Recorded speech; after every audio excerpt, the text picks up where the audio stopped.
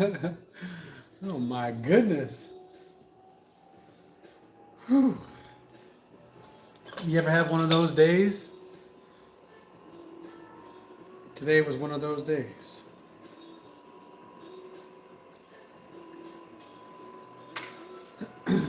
Well, here I am, you know. Oops.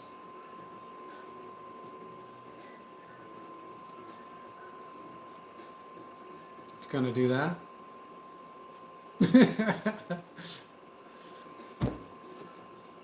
Okay. Jess! Hi. How are you? Can I get the update? How are things going with the new order? How did those plates turn out? Sorry about the racket. That fan is, or that heater is cooling down. It'll shut off in a second.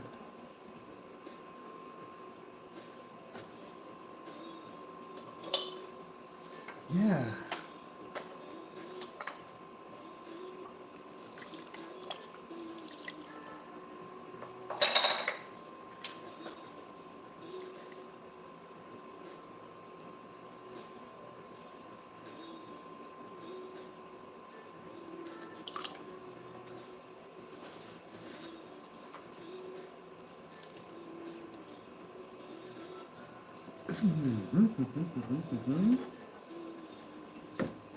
Takes me a minute to remember like how to do this. Oh well.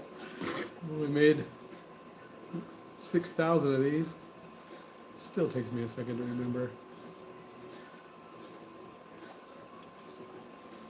Jess said, I'm good. How are you? They still haven't told me what exactly they want, which I'm starting to worry about. Yeah. Ooh, Leah's here. Yes. Leah has sent me a special package, which I'm going to open.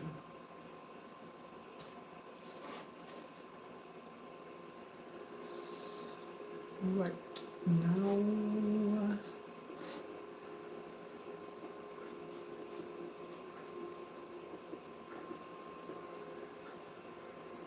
Come on, computer. I know you can do it. There we go.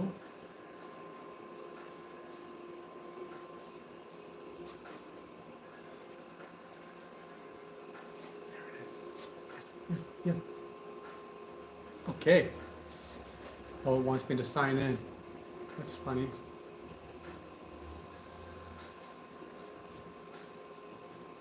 Gmail.com. Yes, I am so excited. I got a special package today from Leah. Entering password, wrong password. Wrong again. Try 1, 2, 3. Okay. All right. I'm really excited about this, so I'm just going to set this to the side and get out this box, which arrived today from Leah.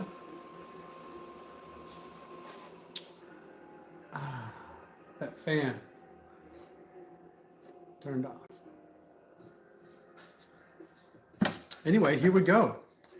I do not know what's in this box, but I did cut off the shipping label, Leah, so,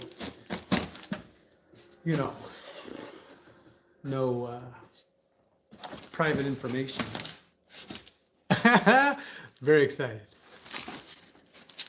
Okay. We have very nice packaging. Little card. It says, oops, I forgot to put these extra special stickers in the card. LOL.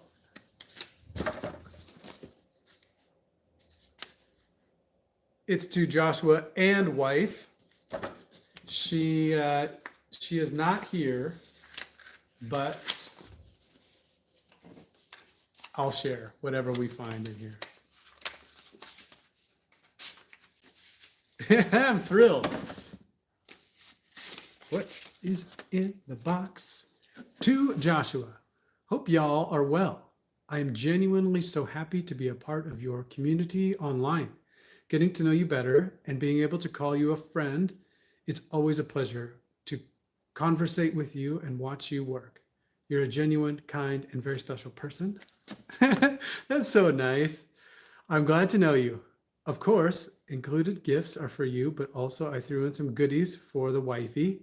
I hope she likes them. Much love from your family, Leah. From our family to yours, Leah. That is so nice. Newman, hi. Great question. I do this full time after my journey as a high school pottery teacher ended and I retired. I don't like to say retired because it makes me sound old. And so now I'm doing this, the Goods Pottery, full time. If you're interested in checking out my website and looking for a 35% off discount, just type in guinea pig at checkout. This is some cute little stickers from Leah. It says happy mail. Thank you.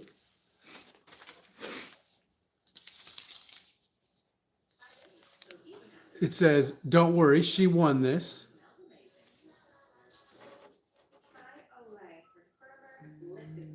That's some music playing there. Turn that off. Cute. These stickers. Did I already open these? And I just forgot. Oh no. Oh, look at that. The Goods Pottery. Yes, Newman, A student. Look, 30. Let's see.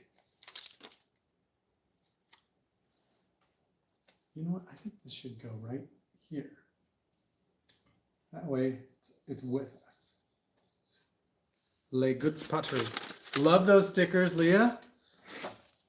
More stickers. Can't get away from this YouTube music right now. It says free gift. That will come in handy when I am shipping things because I always like to put in something extra. Something you did not expect. And some thank you stickers. Thank you. We love stickers too. Yes. Wonderful card. And now I have no idea. Very excited.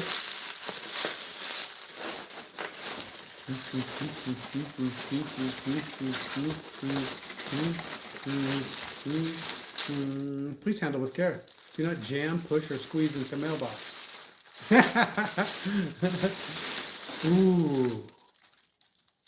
Look at that. Leah.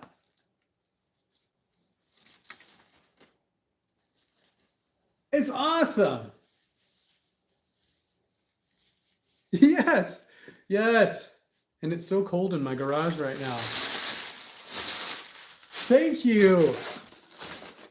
Thanks a lot.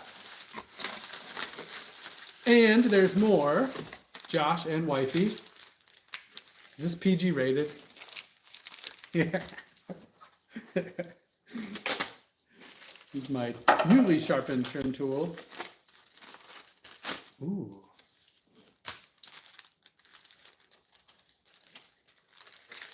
Leah, oh, this is, I recognize this from Swan City's stream. These are some earrings. I'm guessing these are not for me.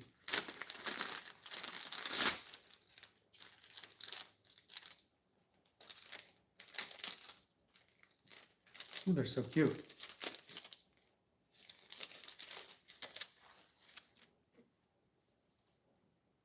Cute. Oh, she's going to love those. Well done. Did you make these, Leah? They're very cute. And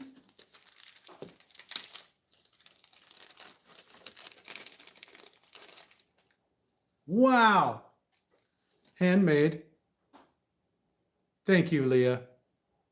You're so nice. You're too nice to me.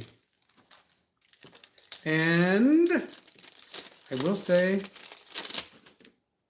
this one I'm not sure about. It looks like a tree, but I'm kind of an idiot. Roots, branches. Looks like something I could hang up. Do I have that right? Oh, yeah. I love it. Put it right here next to my Leah sticker. As if that weren't enough, there's one more. What? What? Goods Pottery apron. Going on. Stand by.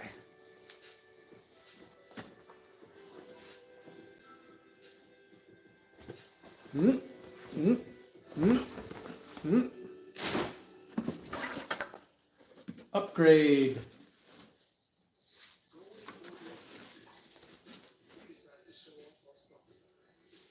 Oh, yeah. Could. Yes.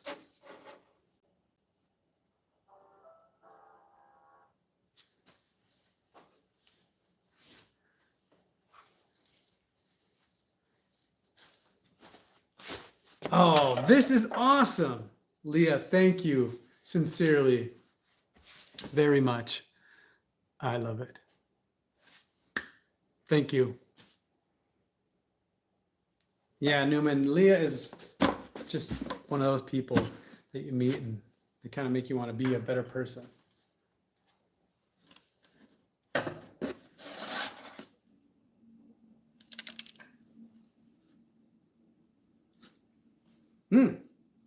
Back to trimming. I would know, I was just noticing that it does have pockets. You need to find something to put in there. Fantastic. Thank you very much.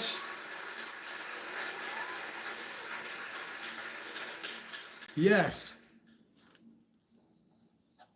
Oops. I'm so grateful. Thanks a lot. Gosh, what an effort to go through just for me. Sending it, making all these wonderful things. Thank you.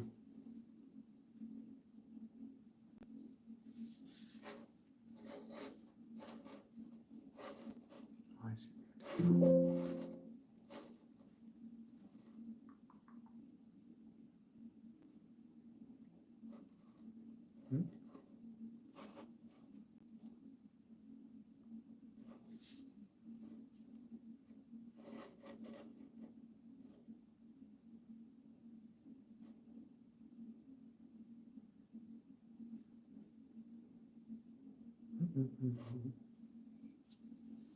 Nice.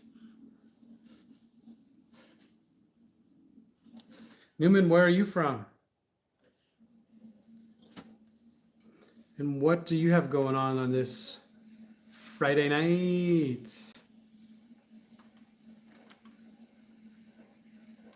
Hopefully something awesome.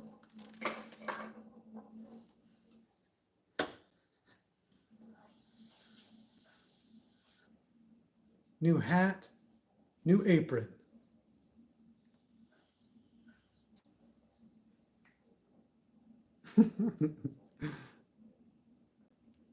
The aprons match the hat. Didn't even mean to do that. Making it look easy, Leah.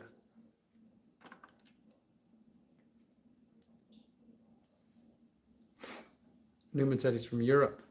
Right on. So it's pretty late at night there for you, eh?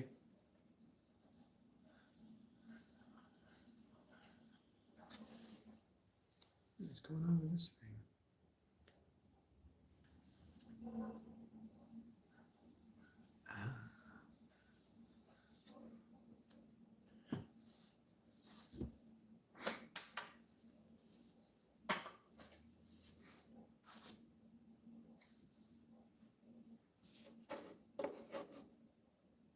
Oh, right on, Jess. I'm glad they arrived safely.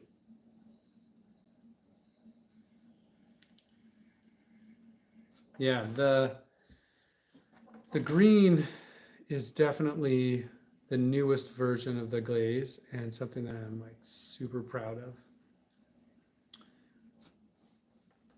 Really excited to, I don't know, have developed that glaze.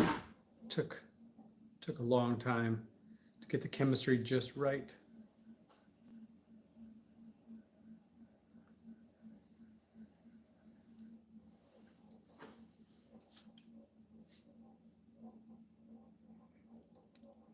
Oh, thank you, Newman. Says he's really interested about my work. He has sleepy eyes. Yeah, pottery can be very relaxing.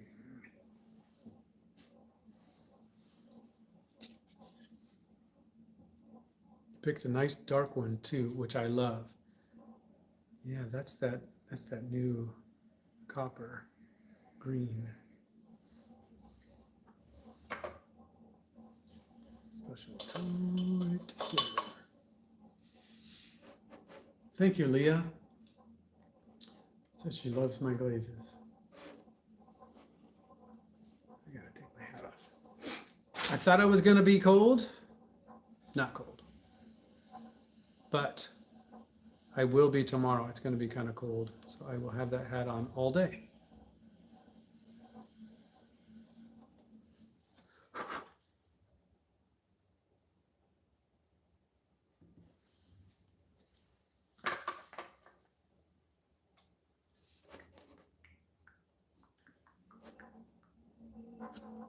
In the world.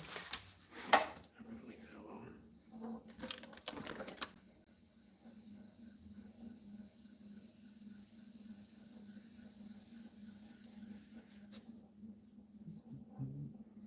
How do you get the mat on the outside bottom? Jess, it's a great question. The matte glaze actually is the same glaze on the outside. And I adjust the chemistry of it. So how to best describe that? I would say that it has a ratio of silica to alumina that is lower silica, higher alumina, which I know is like super nerdy thing to say, but it's really important for a matte glaze to be melted and not underfired.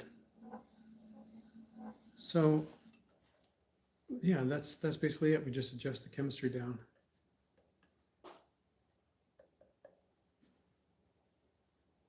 Oh, funny. This little bowl that I'm using has got this little ridge on it. And this little drip made a dent on the inside of my bowl, or my mug. So I'm gonna try a different one.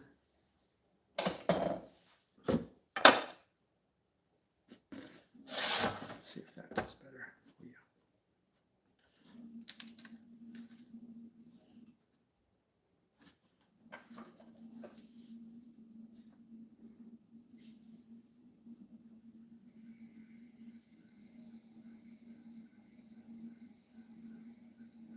Well, if you were here yesterday for my debacle,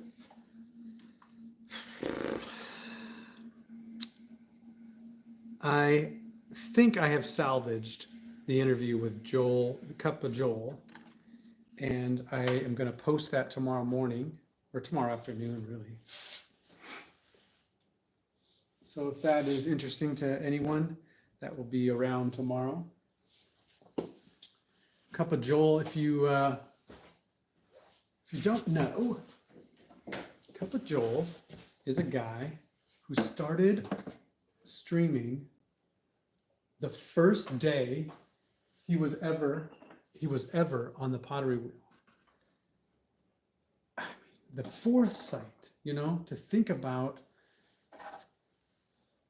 streaming your first episode, your first attempt, and then to commit to throwing and streaming for 100 days. Really blew my mind. And so Saturday, I think he said, was his 100th episode, and I got the chance to interview him yesterday. Talk to him about his process and challenges, successes, failures. And we got on. I tested everything, and the audio didn't work. And it was completely my fault. We tried for a half an hour live to fix it, and then ended the stream and continued working for like 2 hours to try to fix it. He is the most patient person, as you can imagine. He stuck with me the whole time. And then finally, after 2 hours, we thought we had it. Unfortunately, the recording that uploaded was not good.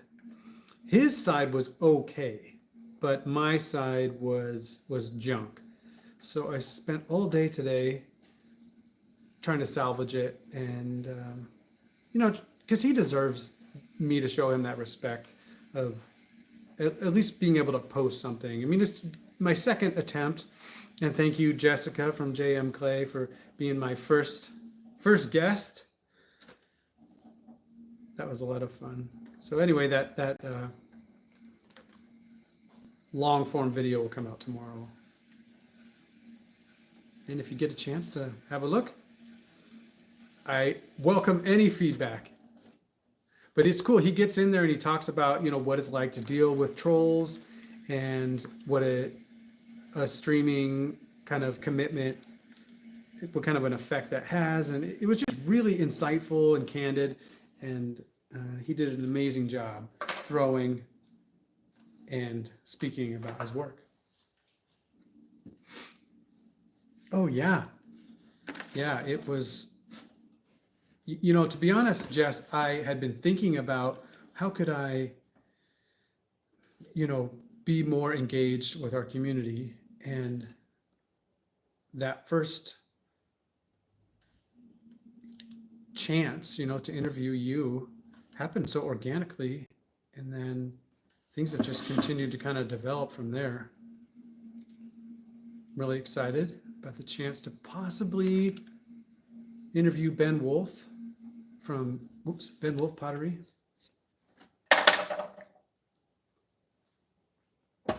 Yeah, if it doesn't stick, just lick it. It'll stick better. All the things I do with the camera off that no one can see. Got to be on my best behavior here.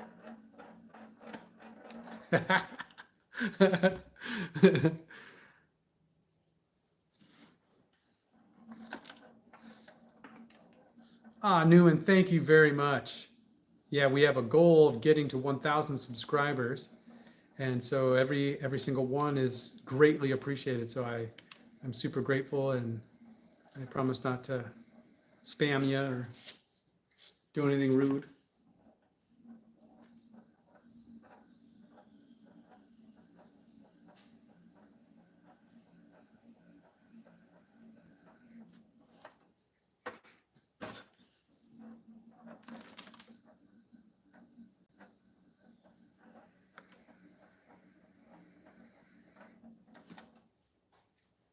Thanks a lot, Newman, and appreciate you tuning in on your late night. Have a good rest, and I'll do my best to get on earlier. It's always my goal to be on earlier, but sometimes it just takes me all day for the pots to dry out to the right hardness and to get all my other jobs finished.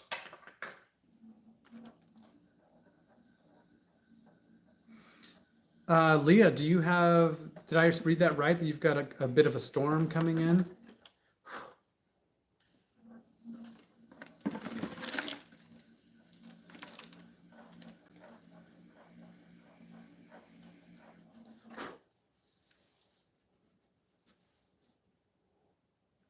Feels pretty good. Looks all right.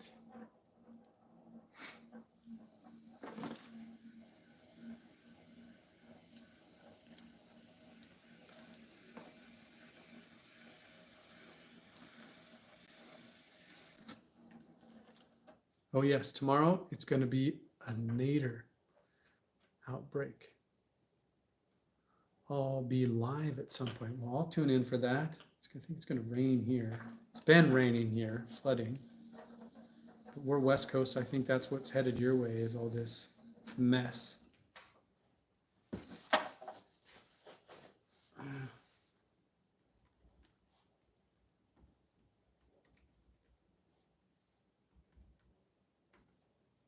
Also, I was going to say, you're so good at interviewing people. Oh,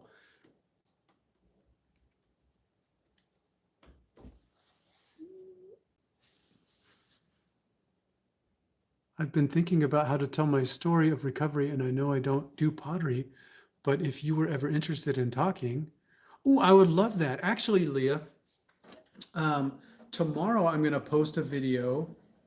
This is going to be such perfect timing because I'm inviting, I want my, maybe you can help me with this. What is this? What is it called? That thing that I did with with Joel and with Jess. Is that called a podcast or is that a vlog or is that just something else? Because I haven't all day today. I've been messing around with a video, like I said, that I'm going to post tomorrow, and I'm not exactly sure what to call it. So I just kind of defaulted to a collaboration.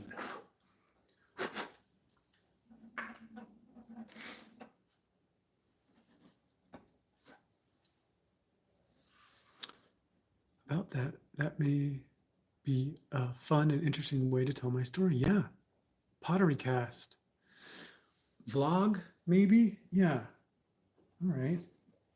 Because I'm going to do an all call tomorrow for makers, right? Because I want mudslinging. That's the name of it, mudslinging, the good kind, to be a show, a collaboration between makers, where we speak about making, the challenges, the obstacles, the successes and failures while making. So you're a maker, as you can clearly see right here. And so the theme then would be to get on, just like I'm doing, oops, my stamp, just like I'm doing right here. And you'd be on the other end. We'd do a Teams call and we would just have a chat. And I think definitely it would be great to chat about, whatever's on your mind. And I know it's a sensitive topic. And so what we could do is stream it, but stream it privately. And then we could edit that into a long form video. So that way, I don't know, if we got into some topics and we had to take a break, or, if there were things that we covered that you're, in the moment revealed and then maybe changed your mind about or wanted to rework. If that would be interesting to you, I would love to do that.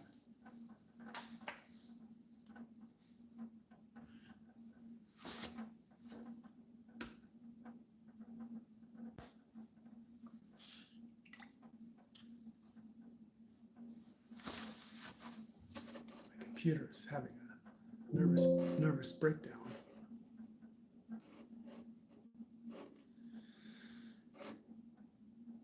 I don't know why he won't do that.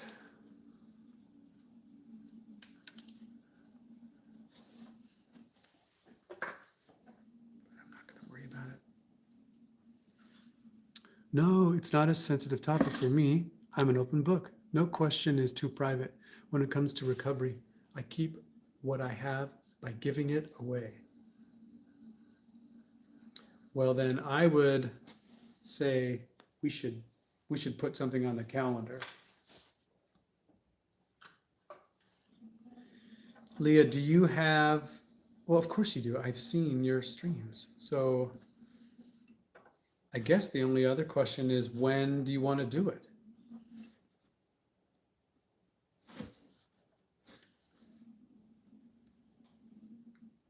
And the other thing, Leah, maybe we should do is just get together on a Teams chat, or I'm sorry, a Teams call, and brainstorm ideas, because what I like to do is always a bit of homework on the guest. And so because your story isn't public, I can't really understand what it's going to be about. And so maybe we just have a chat about it, and then I can come up with questions, leading questions that can help our interview along. Actually, I have the one from Joel's yesterday. You can see I put little notes on here, things that I need to remember, and then the questions that I just have on hand, so that if we stall, or if I forget the things that I wanted to cover, that I can just keep those in the front of my mind.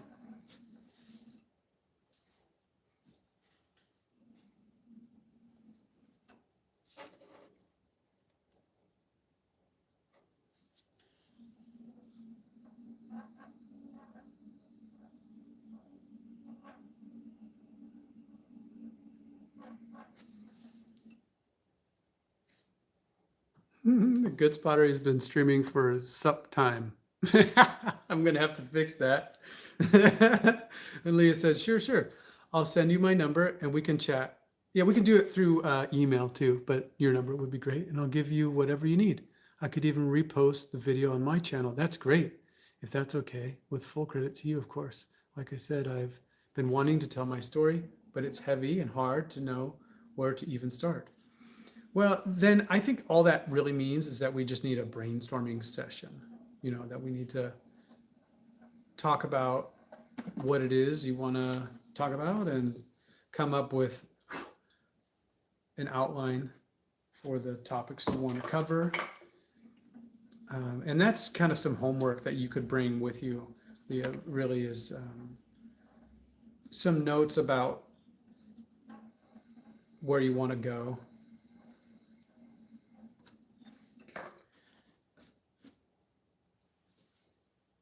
I think I made these cups too tall. I know it's such a small, stupid thing, but I threw them 6 inches tall, and on my notes it says 5¾ and it's just 1/4 inch, but we'll see. I don't know. All of the pots that I make, they stack. So this is not a good example of it, but you can see they stack. So I'm not sure how this will fit. We shall see.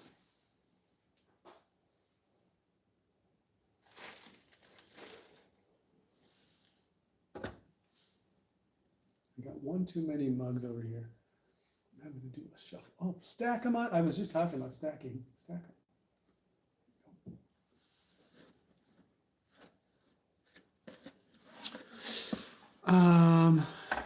Sorry, did I miss?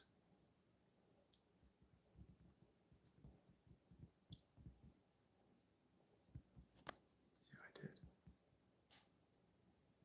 I did. Leah said, LOL, elements. JM said, I'm terrified to tell my story. And Leah said, girl, no, that's how people connect with you. Jess said, it feels like it's too heavy for people and I don't like the pity.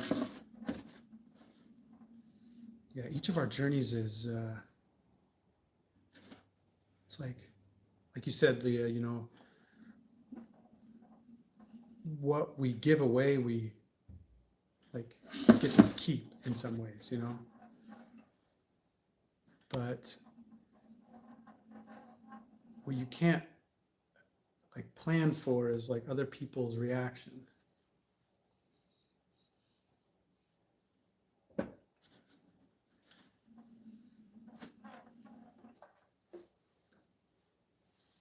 And that's the challenge of it all.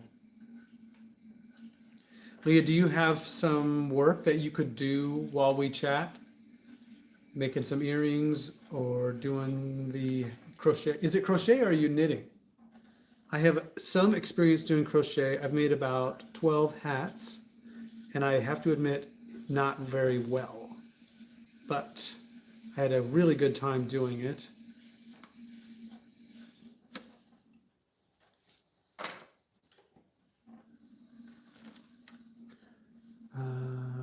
pity. I have a tentative timelines of like my spiral, and if you'd be willing, LOL, because I've thought of it before. I'm always all over the place. It's a hard story to tell. Same, Jess. Same. But when people see you've survived, they don't pity you for the struggle. They admire you for the strength. My experience, anyway. Tentative timeline. Oh, sure. Earrings would be great. Or knitting. Oh, knitting. I endured trauma till I was about 31 from the time I was born. I'm not sending pity. I'm sending, actually, Jess, this is I don't know, maybe this is too much, but this is a really, I have a question. As an empathetic person, I want to hear you, but I also want to respect that you don't want pity. And as a sort of, my spirit animal is a Labrador. So I'm kind of a dummy.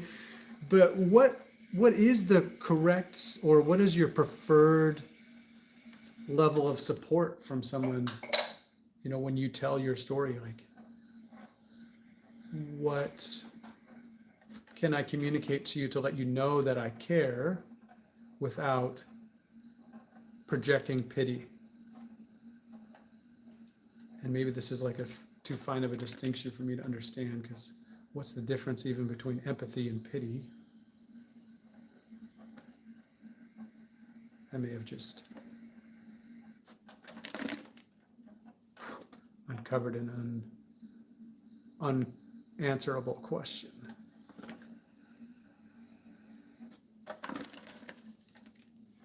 Hats are hard.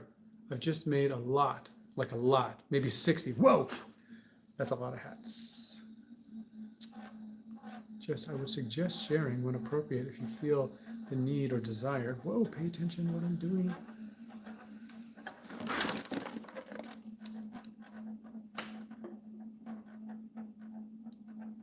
Vicky Sweetie, hello. Welcome. We like you too. Thank you for joining. We're trying to get to 1,000 subscribers.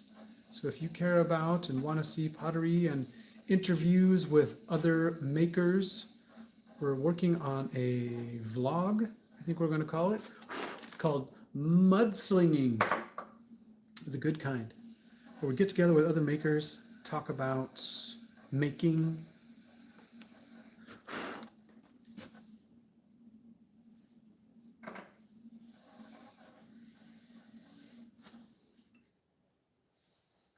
These pots are drying too quickly. I'll need to cover them.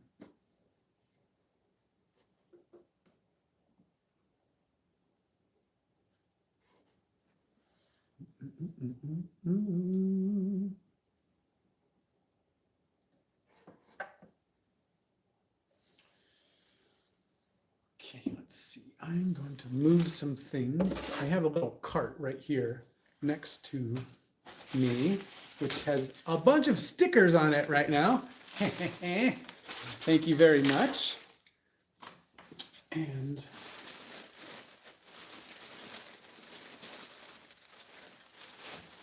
sorry, I gotta grab a piece of plastic because I need to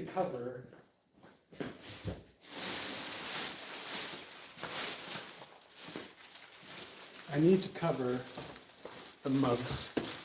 The mugs are so sensitive to drying out.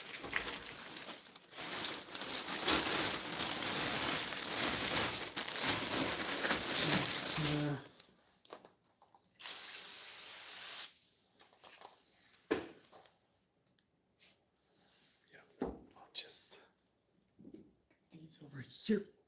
Sorry for the delay.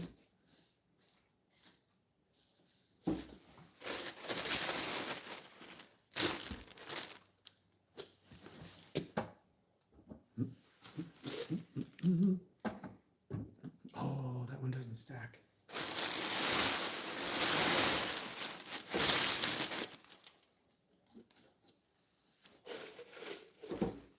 What can I do to make it stack? I could try to bring that in a little bit.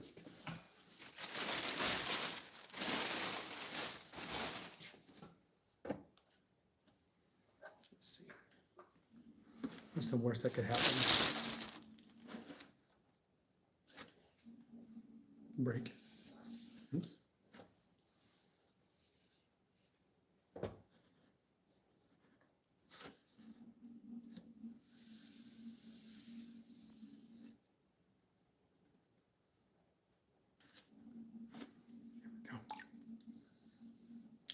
This is going to work. I'm going to try anyway.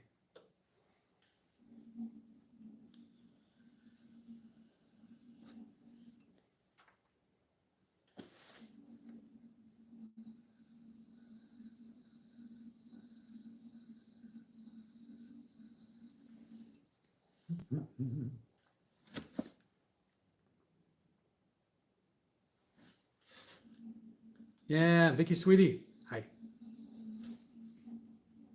We're so happy you're here.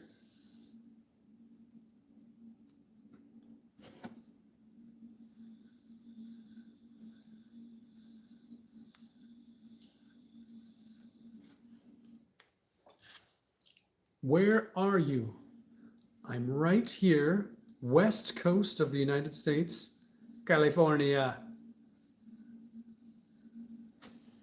Where are you?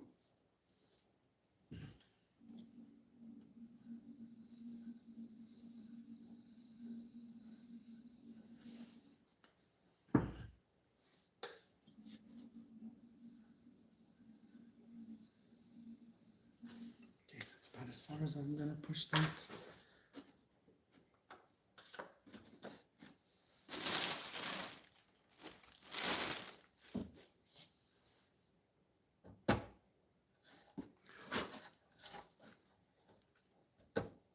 This is on wire. Losing my touch.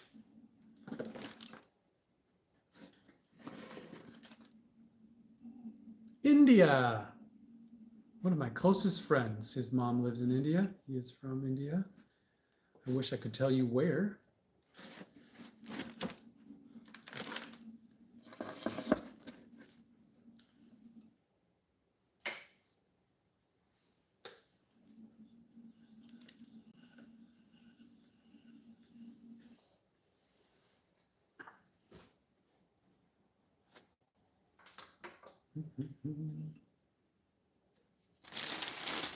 Ah, thank you.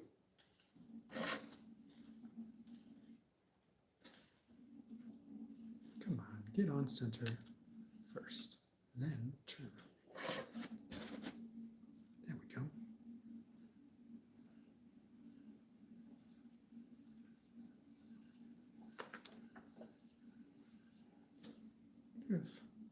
This light is causing issues. Is that better? I think that's better.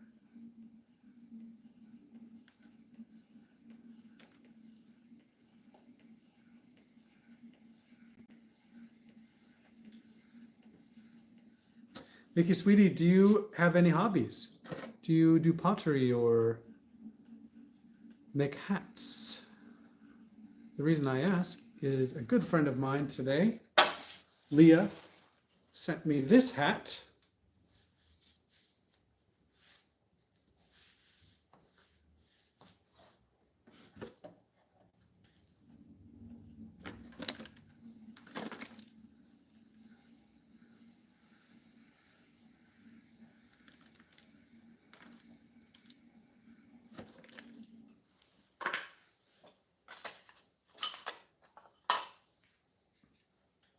Nothing.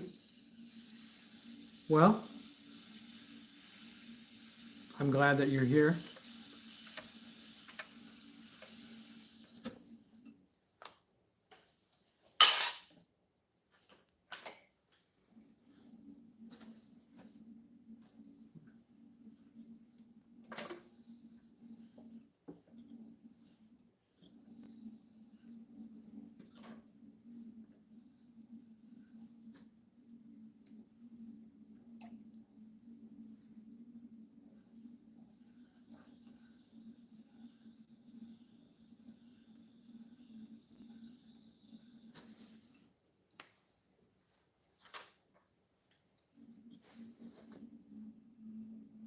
Yeah, Leah, I do too.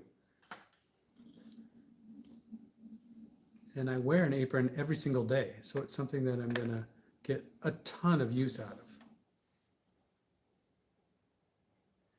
Can you make a cup? I sure can. Here's one right here.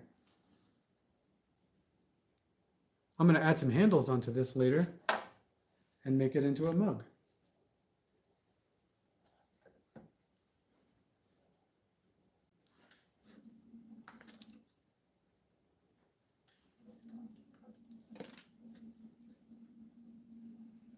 Leather hard is my favorite stage of clay.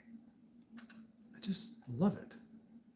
Another name for leather hard, some people call it, is cheese hard, because it kind of feels like the same resistance as a block of cheese.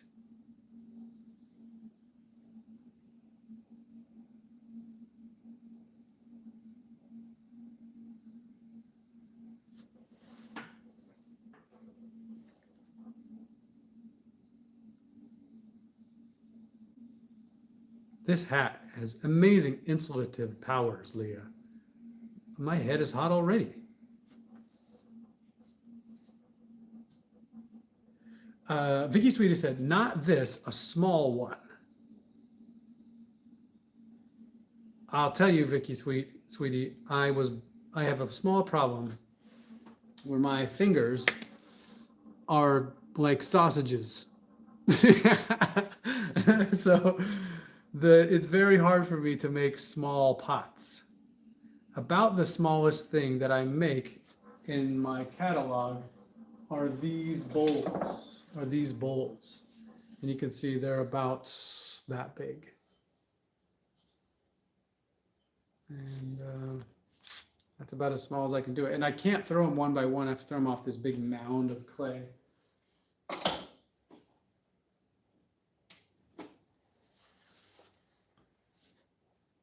Yes, we love a practical gift. Yes, me too.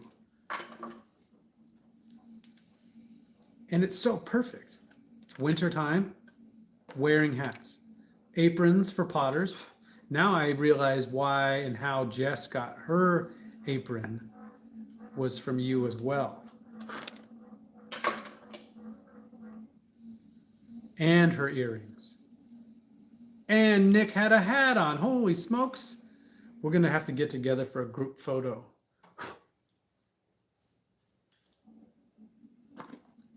My name is Joshua. Joshua. Never sure how to say my own name.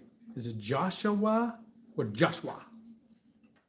I don't know. It's a problem. Yeah, he gets it now.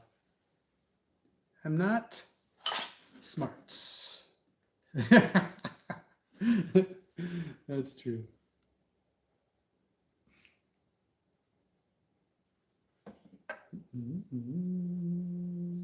The Goods Pottery.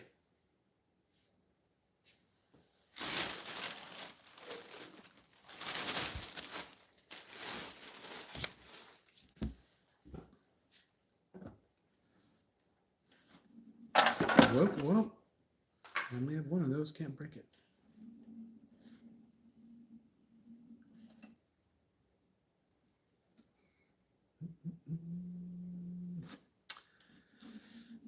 Yeah, I wish that were true, Leah. But living inside of this brain for 46 years, I've gotten to know my strengths and weaknesses.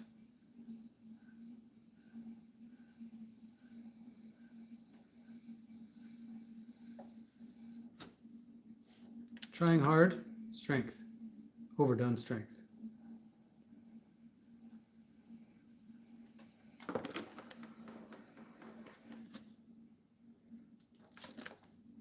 Same age as your husband. We were born in the same year, but I bet I graduated high school after him. I had to join kindergarten a bit late. And then I had to do the fourth grade twice. Oops. Yeah. Yeah. Whoops. Oh well.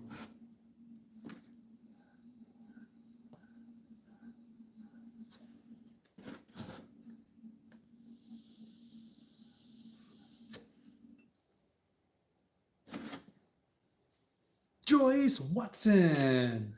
Thanks for coming back. I am sincerely sorry about yesterday. But I was telling these folks, I worked all day until about 3:30 salvaging the stream with Joel from yesterday. I think I have something, I wouldn't say it's great, but I would say, given the circumstance, it's decent. The issue was my audio was ruined. And so what I had to do was split the video up and then type in a voiceover for everything that I said in the video. It took forever, but and now I have like a robot's voice. But what Joel was talking about yesterday was so interesting. You know, what is it like to be somebody, a streamer, but to have tremendous success in a short amount of time? You know, he only started streaming in September of last year. And he finished his 100th episode Saturday. That's amazing. This is episode 12.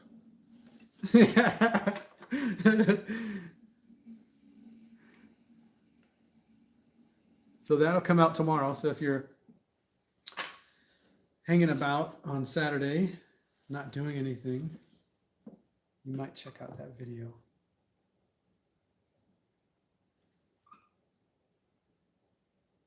With Mix Master Joel.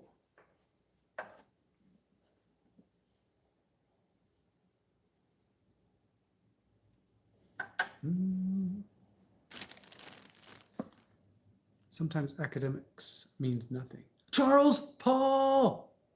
My Charles! Oh, my Charles is very sick right now.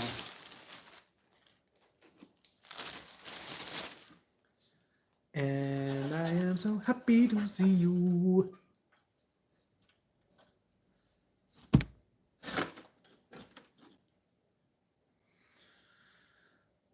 Where am I? Oh yeah, look.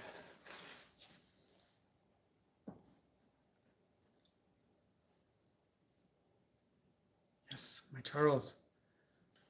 Any improvement in your, what do you think it is? Do you think it's the Rona? Or do you think it's just a bad cold?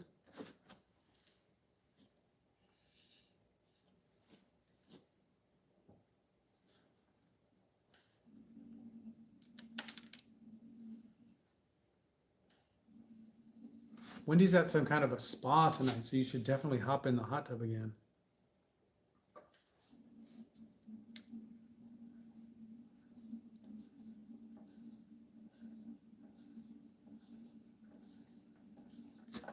And also, are you just in bed the whole time? Ooh, influenza. Joyce Watson said, your mug forms are really nice. How many ounces do you anticipate them holding? I think these hold about 18. 20 if you fill it to the top. They're 1 pound when I start throwing. And then I trim these off and of course they dry, but then I add a handle. So they end up being, after the fire and glaze and everything, about 1 pound. These are a little bit tall. I don't know what I was thinking. I was listening to some rock music and I think I just got overzealous on the pulling. That's true. Influenza, 2 days, yeah.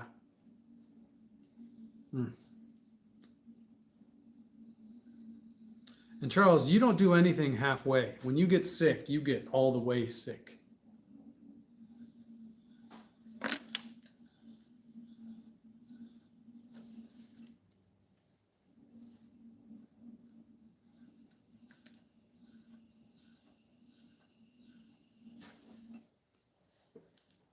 And Charles has it as well. Pink coffee. Yes, please.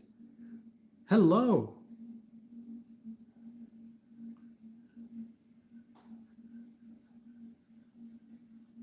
Does little Charles Ellis have it as well? It must be. It's a whole family type of an affair. Pink coffee. That is a great name.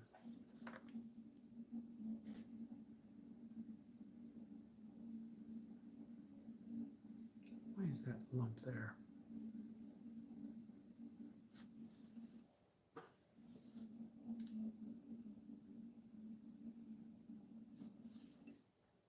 Ah,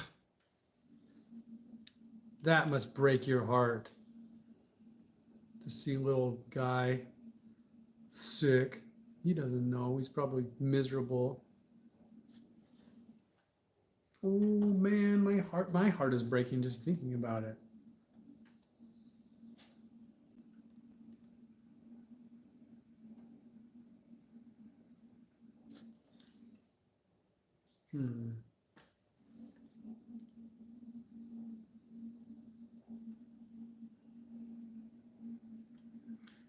Pink coffee, where are you from? Is it late in the night? Where I am, the time is 5:25. And I was far too ambitious in thinking of what I was going to complete in this session. I loaded the extruder. I'm not going to get to that. I have about 10 more mugs to trim, plus a whole pile of bowls.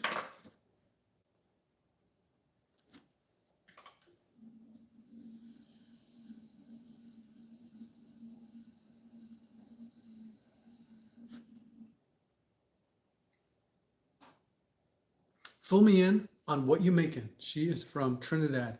I have been to Trinidad and visited Tobago, but it's been 20 years. I am making mugs. Here at the Goods Pottery, we make mugs. This one is a blue.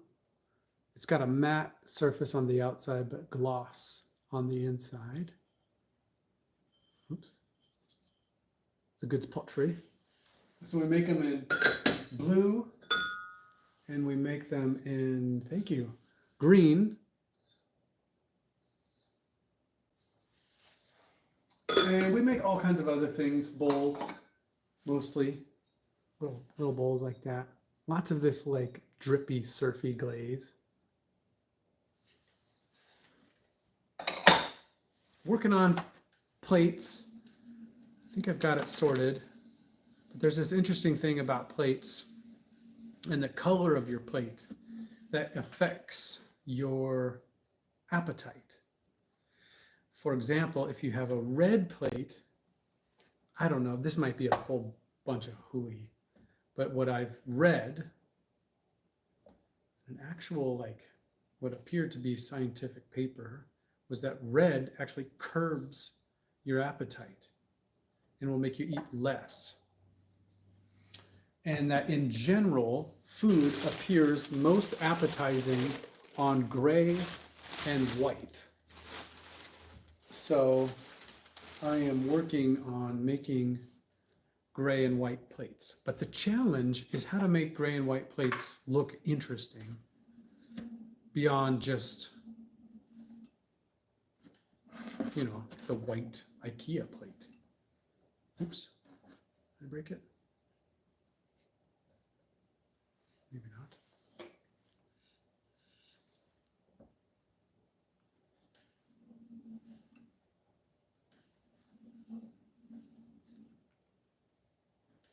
Thank you so much for saying that, Pink Coffee.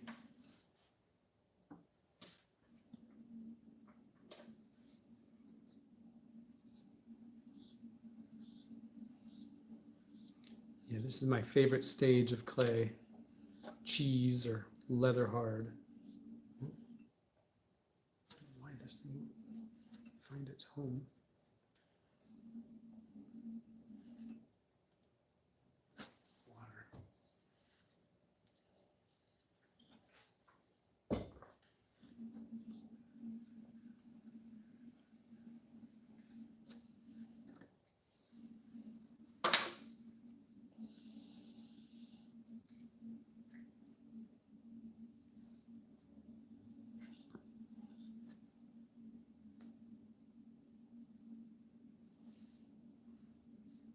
And Pink Coffee, if you have any interest, I have a horizontal stream going as well. And that one has more cameras and also some aerial footage from a recent trip that I took to Costa Rica, which is, I find, very relaxing to watch.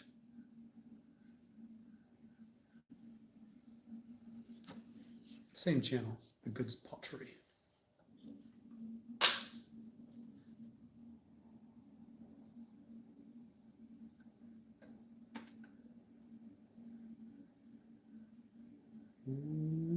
Cut that a little narrow.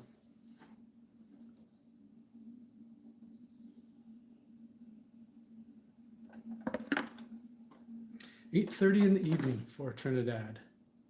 So you're 3 hours ahead. I should know that. Maybe. Is that what you said? 8:22 p.m. Yeah.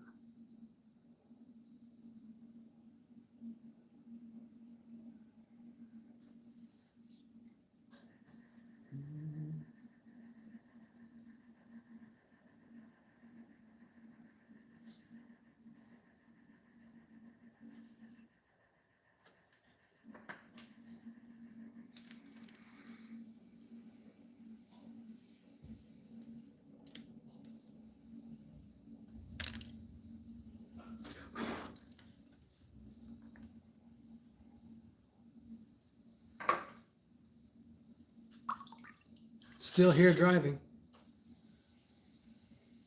Leah, I'll be thinking about you tomorrow. I'll be waiting to hear any kind of updates on the storm coming your way. Pink Coffee, if you're still there, are you expecting a storm in Trinidad?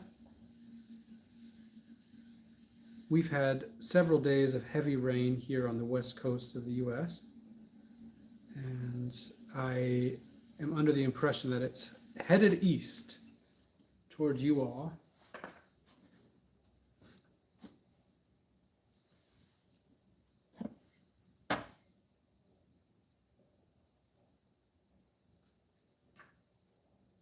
Put my little stamp on the bottom.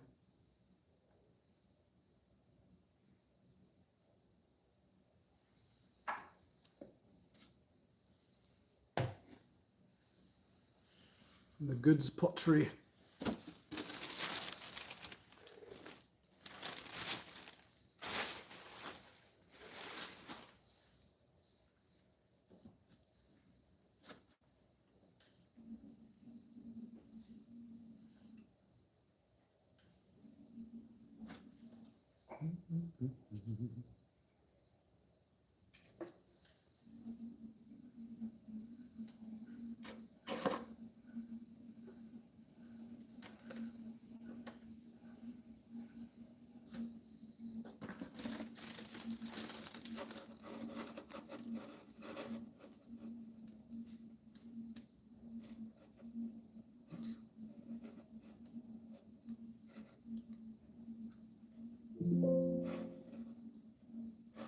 Mm-hmm.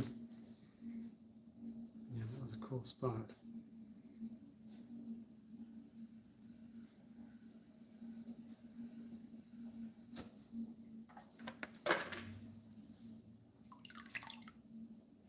Pizza!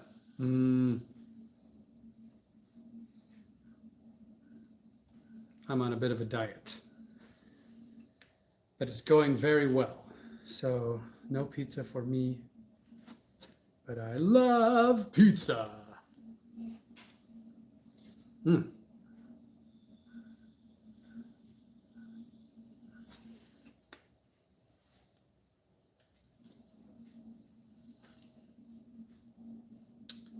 Joyce said, "Leah, I've been watching a bit of Ryan Hall."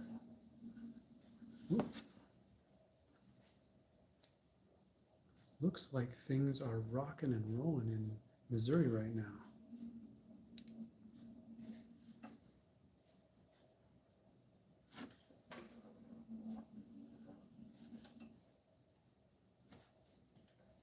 Why did I go and try to mess with this thing?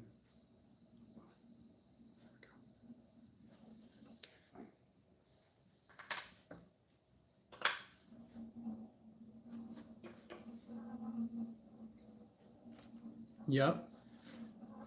LOL.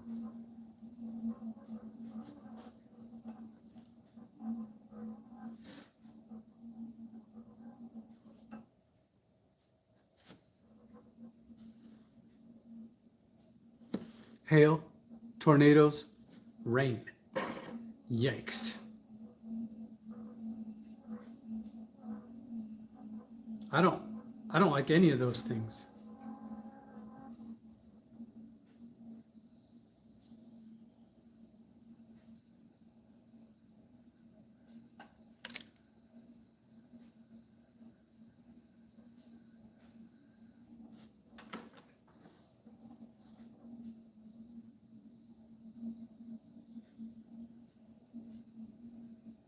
Good reason to just stay inside.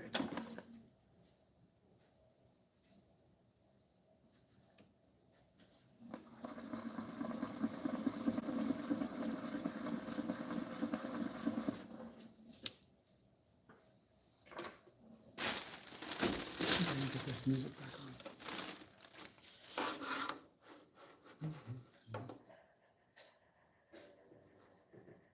Yeah.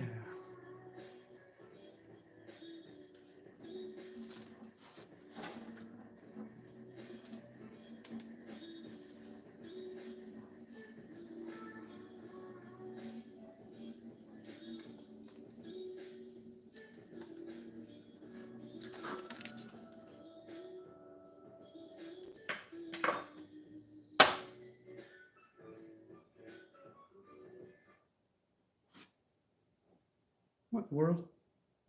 Oh.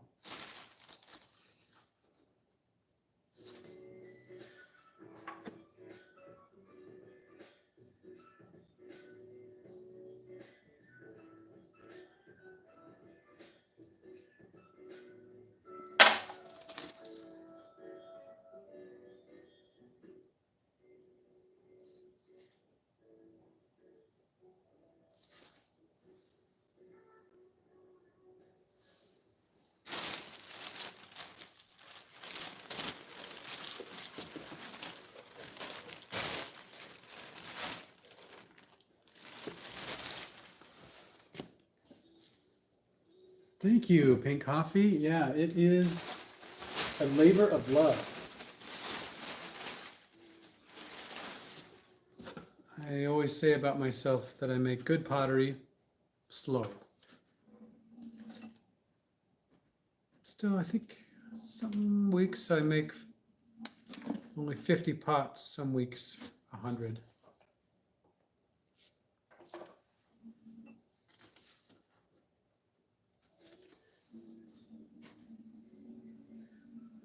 Lots of pots.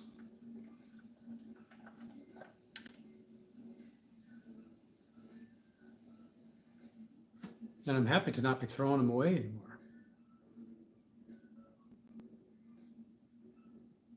Oh no. Bullseye for naders, said Leah. Then she said BRB.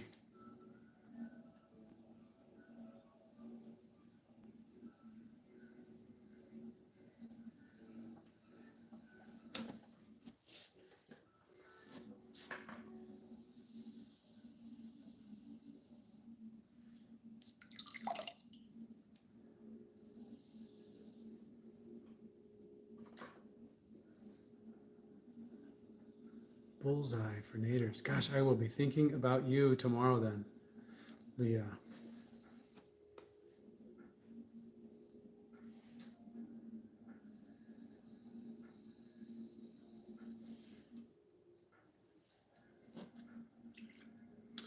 Joyce Watson said, do you have grog in your clay? This clay is called B-Mix, and I don't really know the answer. I would say no. It's very, very smooth, but it's not a porcelain, or so they say. They do sell B-Mix with grog, and I threw with that last week, and I did not like it.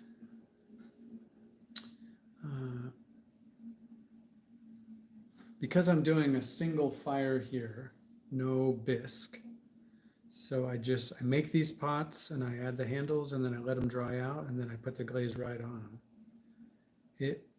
I have found that it works best to not have the grog. When I apply the glaze to, for example, this bee mix with grog, it kind of makes like body voids. So the escaping air as it's being applied like pushes out a little, what appears to be a pinhole, but I'm not sure if that's actually what it would be called.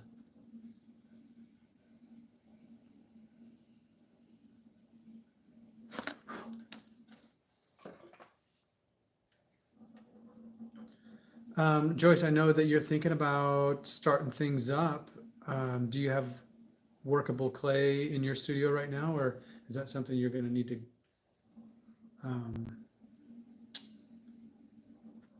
acquire? Of course, that's not the word I was thinking of. The word I was thinking of is procure.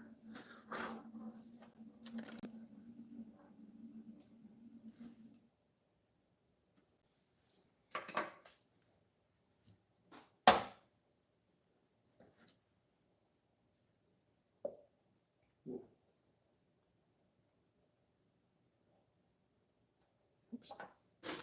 Down to my musical job. Oops.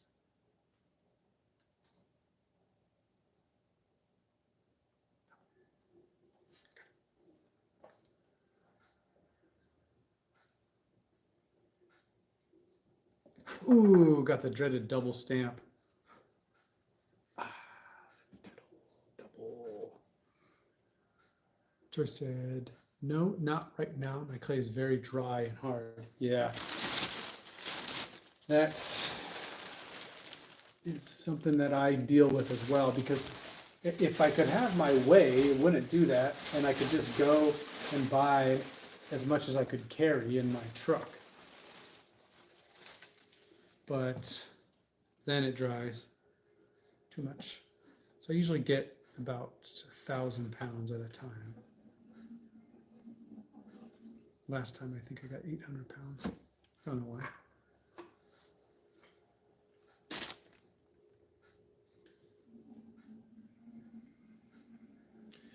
But I am not a fan of porcelain at my skill level. I find it very challenging for me to throw, bone china, porcelain. I don't know why. I aspire to throwing that good, but I just find it extremely challenging to get the walls thin enough. I threw some a couple weeks ago in the last fire I did, and the pots were just like short and thick and fat, and I didn't like them. Also, the expansion and contraction of that clay is higher than this, and so I was getting some crazes. And I don't want to reformulate my glazes. Oops, sorry.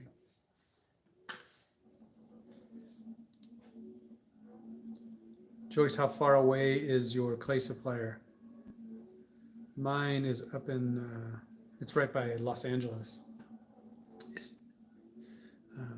And it's about, from my house, it's about an hour and a half one way. So I don't care to go there very often.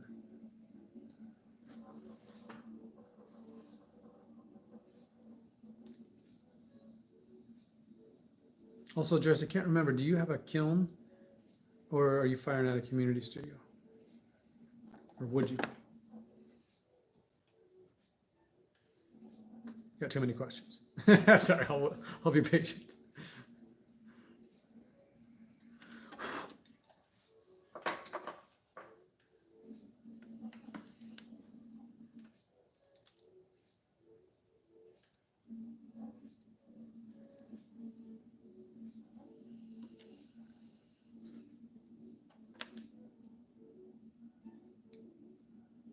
Purchase online. Ooh, the shipping must be terribly expensive.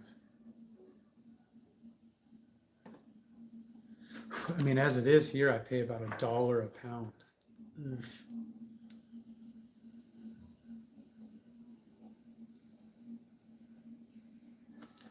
That's a lot.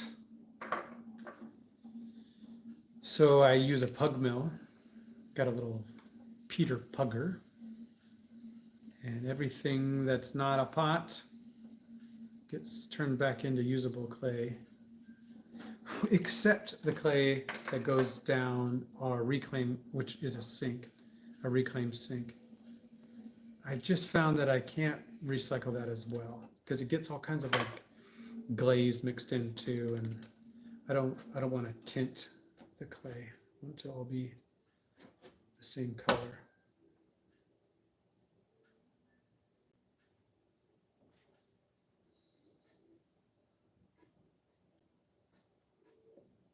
Oops.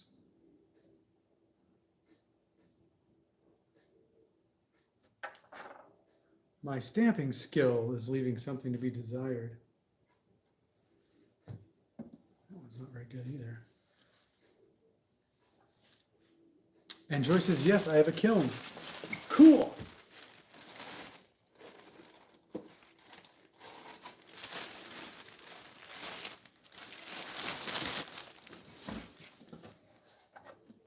Well, when you're ready, I would love to get you on to my new collaborative vlog. I know I mentioned this last time, but this time it has a name. It's called Mudslinging the Good Kind. We have not yet had a fully successful streaming session, but I'm working out the kinks, and I have a good feeling about the next one.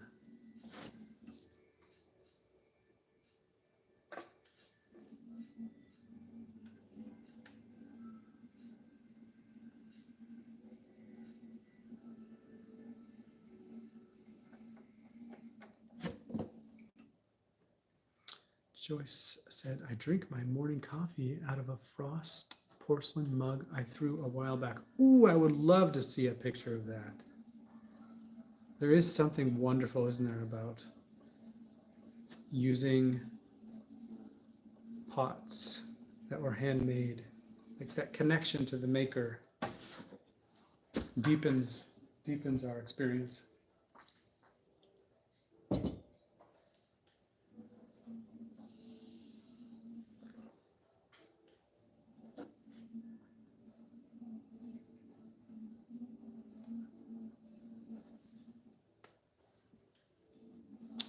Frost porcelain. That's the name of the porcelain.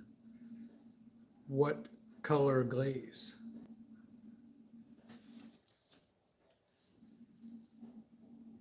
I think I have thrown with something called Frost before. It's been a long time. Back in my high school teaching days.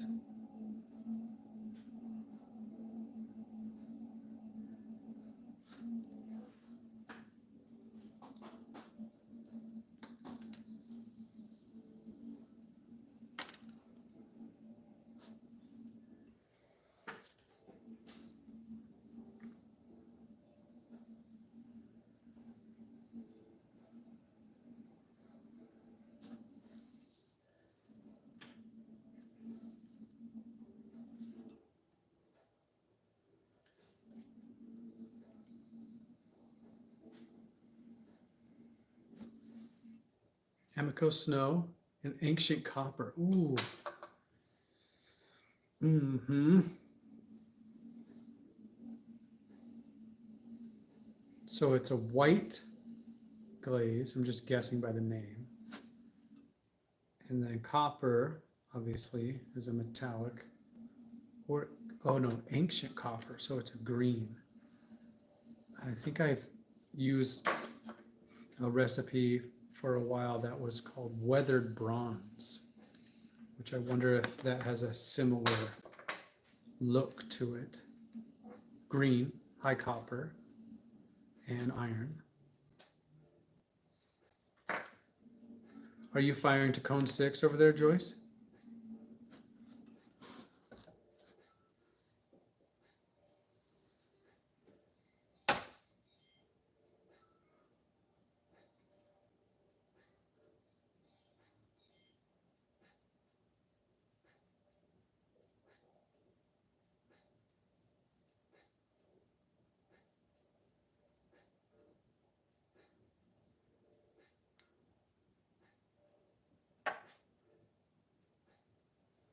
No, brownish.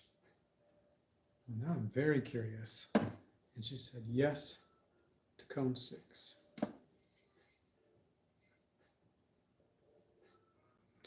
Yeah, we're at cone 5 over here. Cone 6 is what, $21.99, $2,200, and cone 5 is $21.67, depending on speed.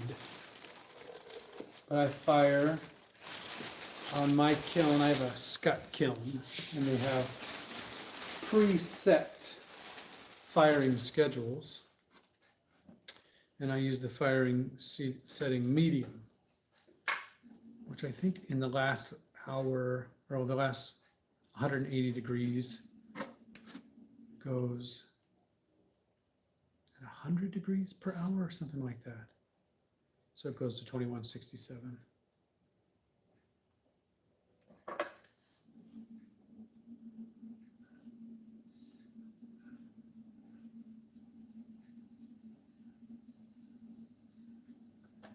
It goes at 80 degrees per hour. I have to look.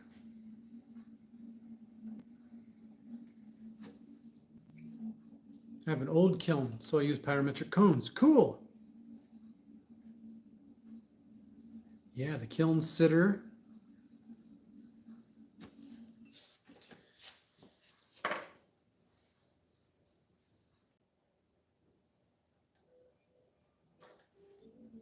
Yeah, the first kilns I ever fired were kiln sitters. And when I got my job at the high school, kiln sitter, and we had that for 4 or 5 years, and they let me upgrade to a 1227. Then I got a 1227 PK. Same thing.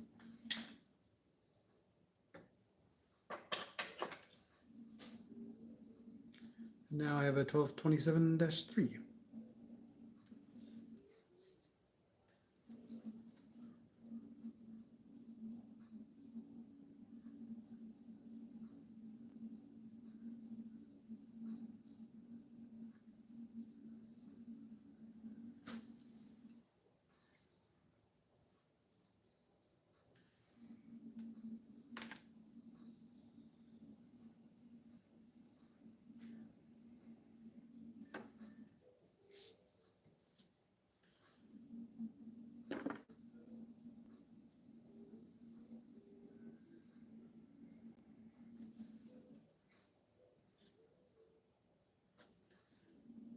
What style of foot rim do you do, Joyce? You can see mine is, well, it's the same on every pot. So I got consistency at least. But I really want it to act like a handle. So that's why I spend so much time on the foot rim. Joyce said, if I get back into making, I would love a new kiln.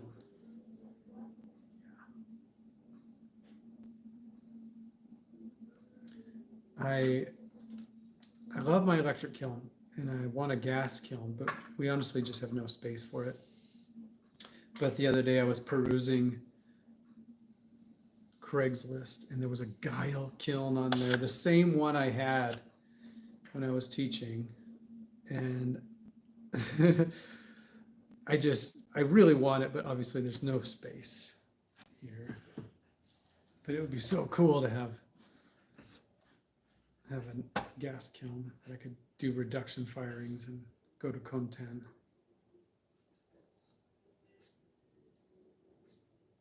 I hope someday to be able to like rationalize or justify a cone 10 kiln for the cost savings in the boron. I know that's a lie. I still want to.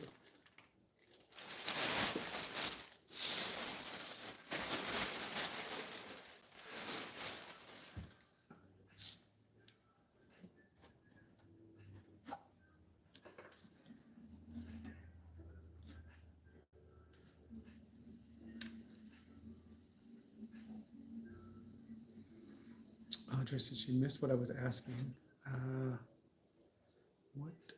When was that? What was I asking? Oh, I asked you about your foot rim. What kind of a foot rim do you turn on the bottom of your mug?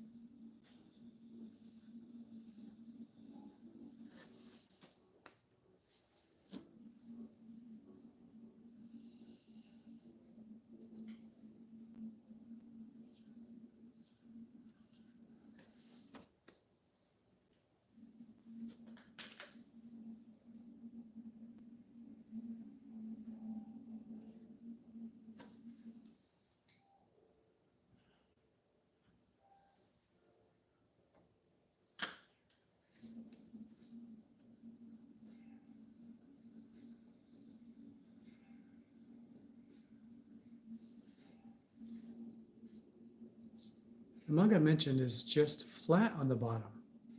I didn't throw the base thick enough. LOL. Oh, I know that feeling. When you flip it over and you can feel it move a little bit. I'm glad you were able to rescue it though.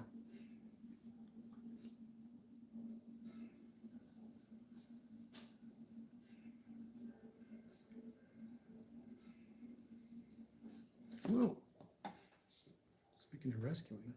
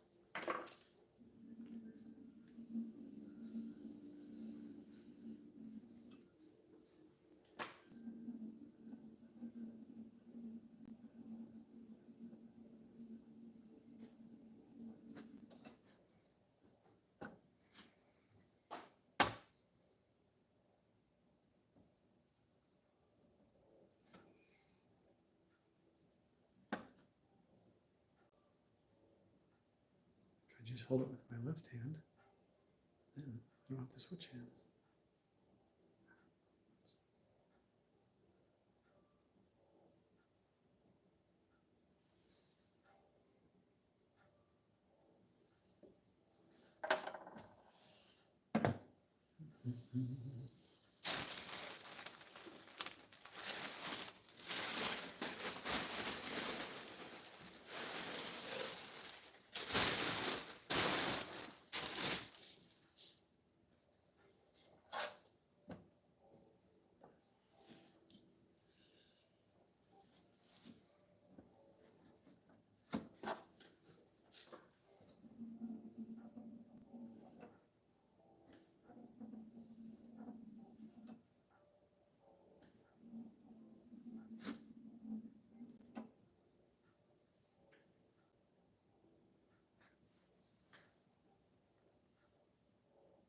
Roberta Gillis.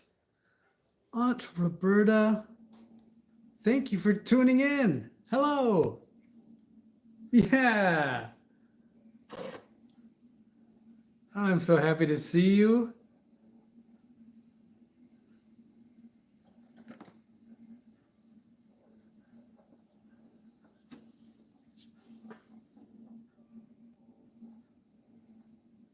I really am super grateful for all of your support, especially early on. You were one of the very, very first people to ever like and comment on my first videos, which I have a long way to go still, but back then they were a learning experience, to say the least.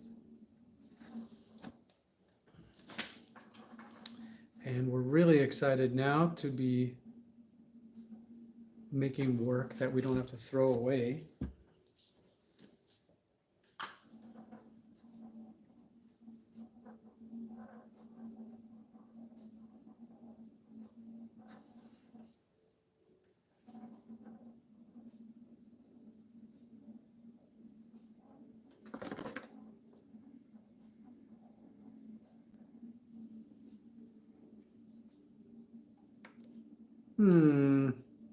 Thank you very much for saying that. I love you too.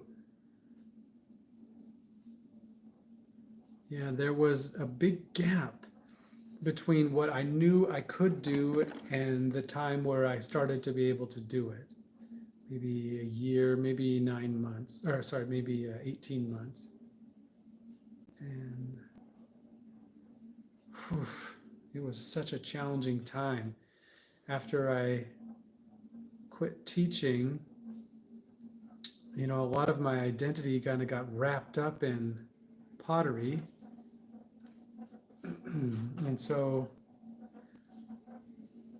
I'm really grateful now to be making good quality work that I am proud of.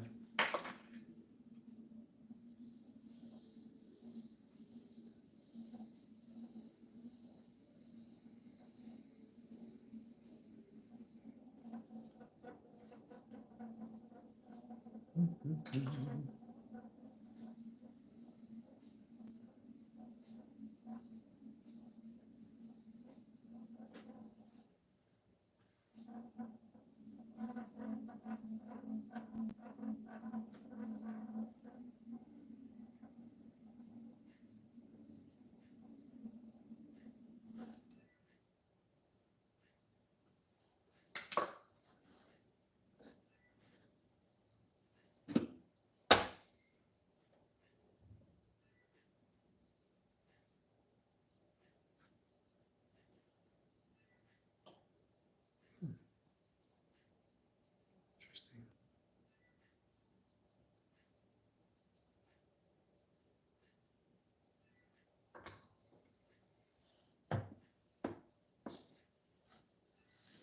Okay.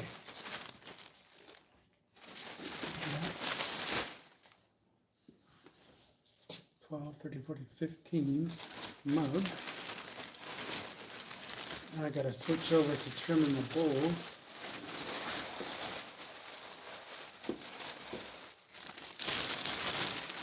About all the noise from the plastic, I know that's annoying.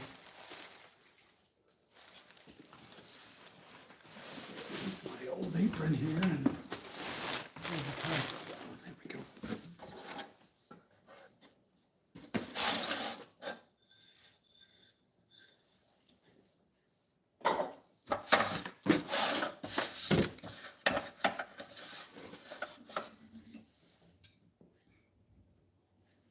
Now, we call these the everyday bowls.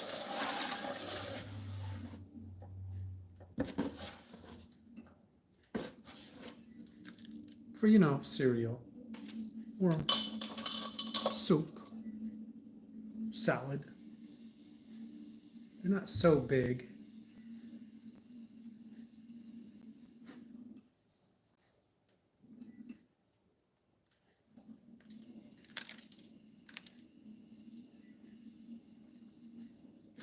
I always trim the inside of these because, if I'm honest, it's a gap in my skill level right now. When I press my rib tool in here, I get a bit of a lump. And I think all of my pots have a lump there, but because I can just trim the outside more easily, the lump ends up being on the outside. But on these, because the shape of the tool that I use, I think it presses it inward, and I get this lump that I got to trim off. But it is a bit of poor form, I would say, in the potter's world, to trim the inside of your pots. So don't tell me.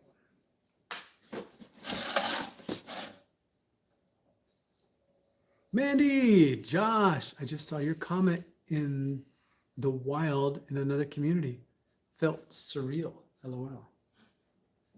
I wonder what comment that might have been. Was it on another potter's channel?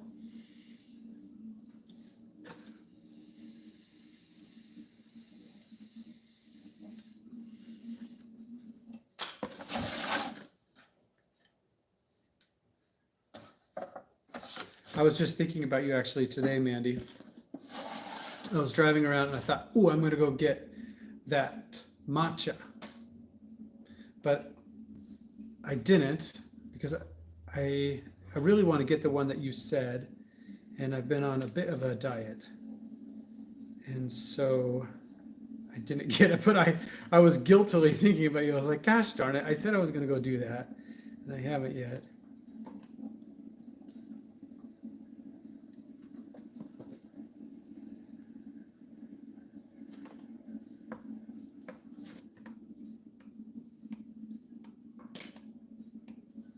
Do you remember which potter's site it was?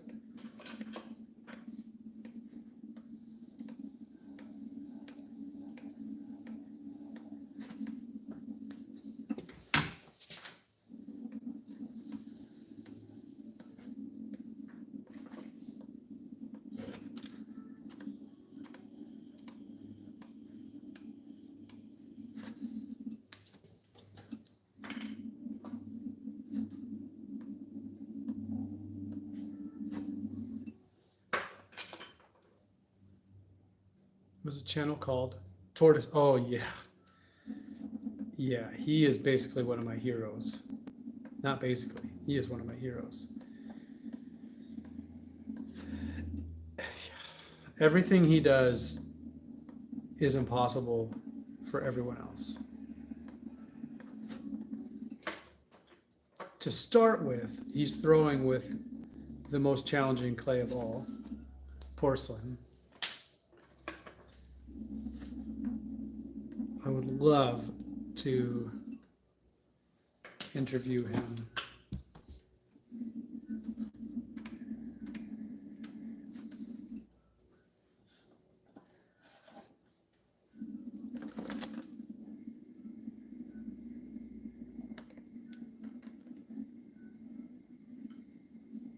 Yeah, that guy's a legend.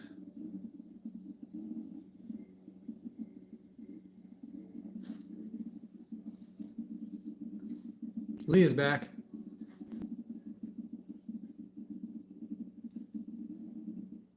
Leah.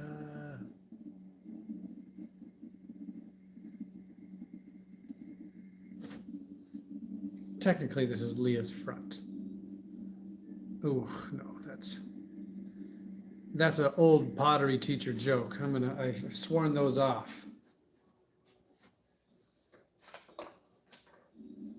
I'm not that guy anymore.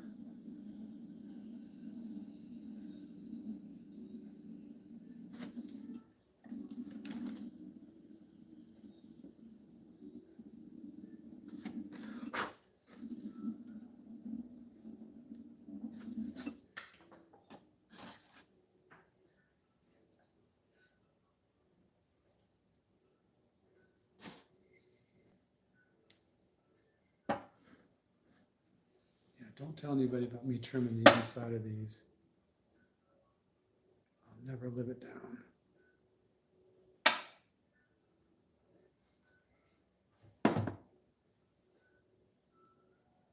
Make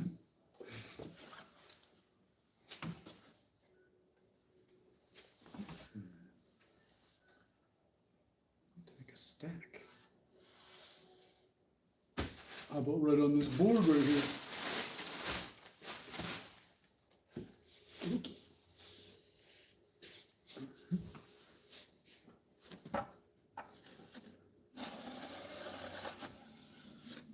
Oh yes, Joyce, you will not be sorry.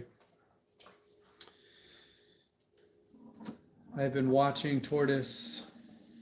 He had a different channel. I don't know what happened, but I've been watching him for like 10 years.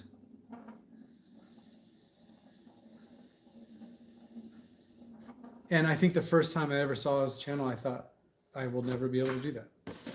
He can throw porcelain that's like 36 inches tall in one sitting.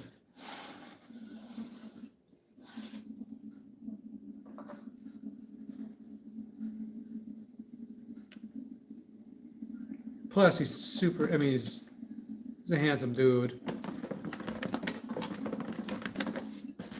Getting older now, but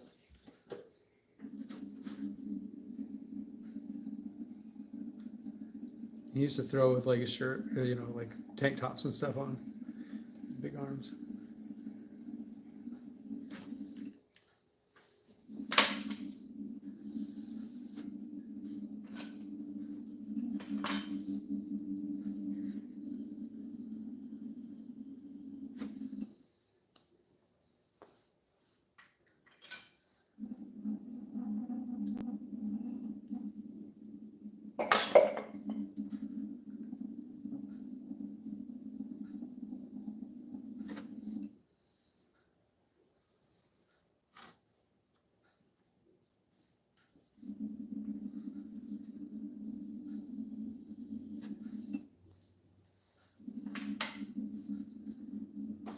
Bit of a dance there between the foot rim and the hip.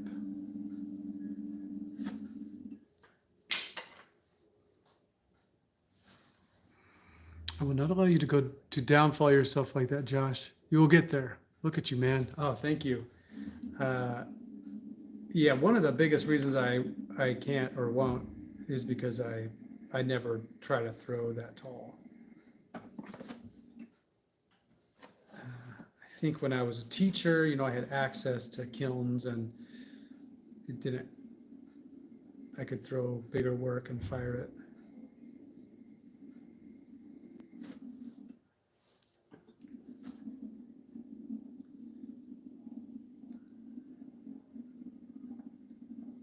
I made really big pots before, but I always stack several pieces together. You'll see. I mean, you should go over there and check it out. It's like, whoa, it's a different animal. He has worked, as long as I've worked on making on mugs, he's worked on making tall pots, big wide ones. Under Nader watch now.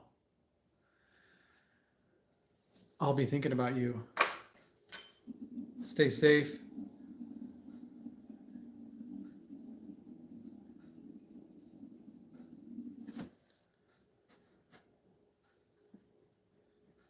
Leah, have you had tornadoes in your town before?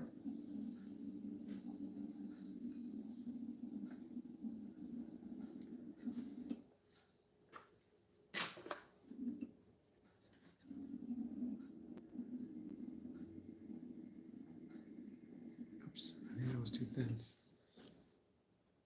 Okay.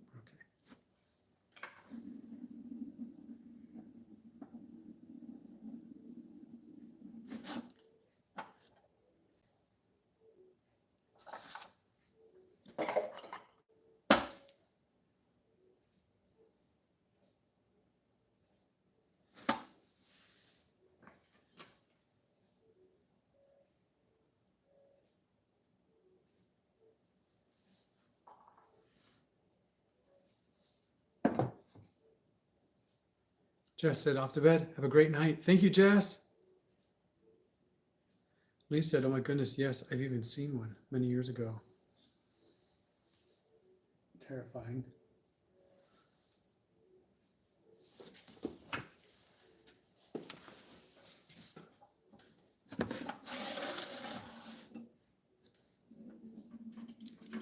such a late start today. It's already 6:15 here.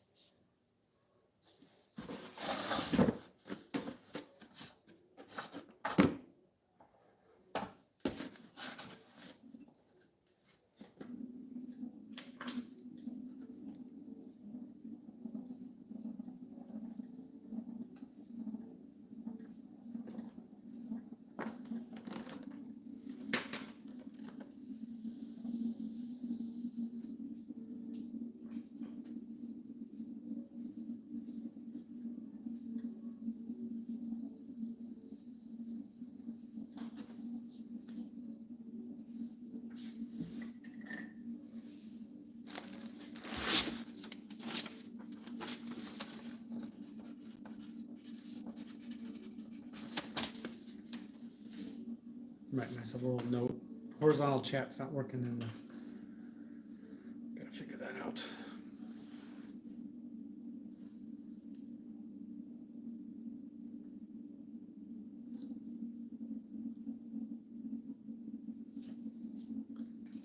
Northern arc warning.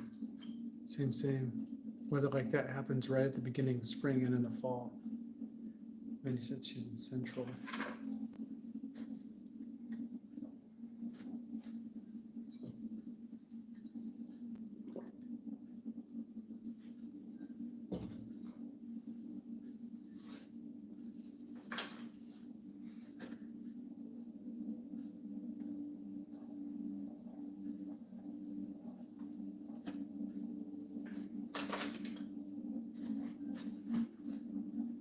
I gotta fix that timer too.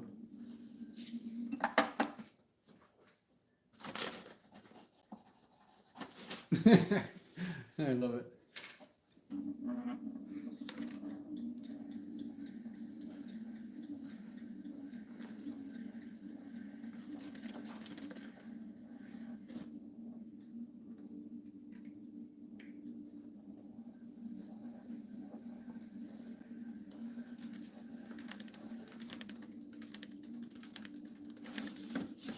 Joyce said, have you seen the Scott 818? I'm about to.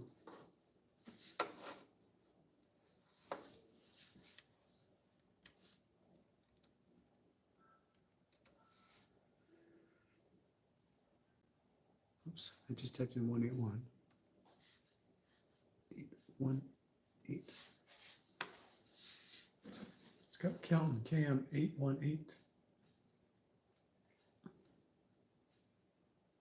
Oh yeah, that's a great kiln. Yeah, it looks like it would plug right into a dryer vent, which is super nice. A good small size.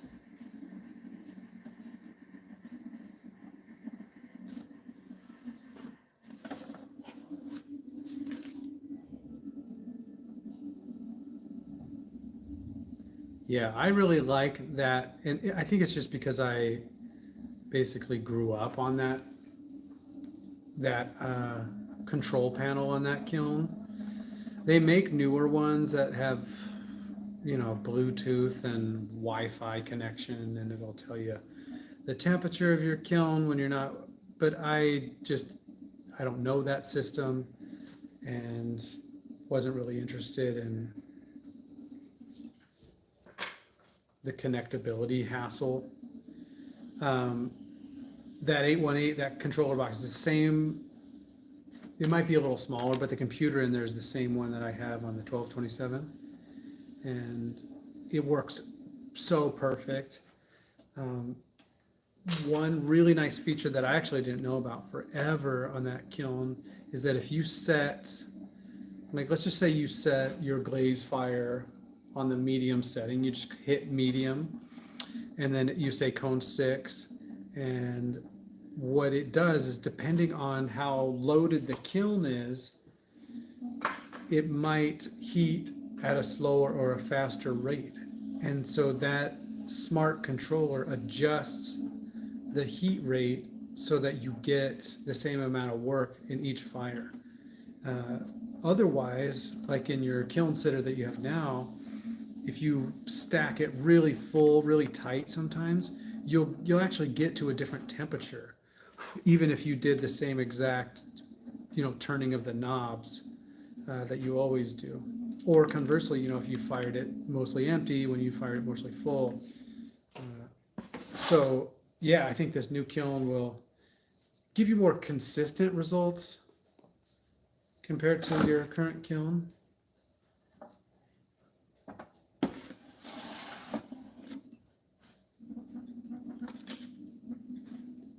And at $2,400, it's not too bad for price.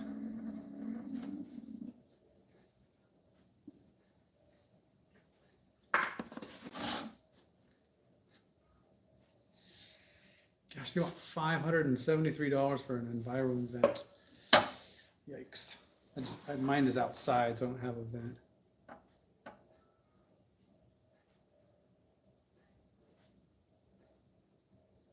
Of course, that does mean I can't fire when it's raining. I cover it up.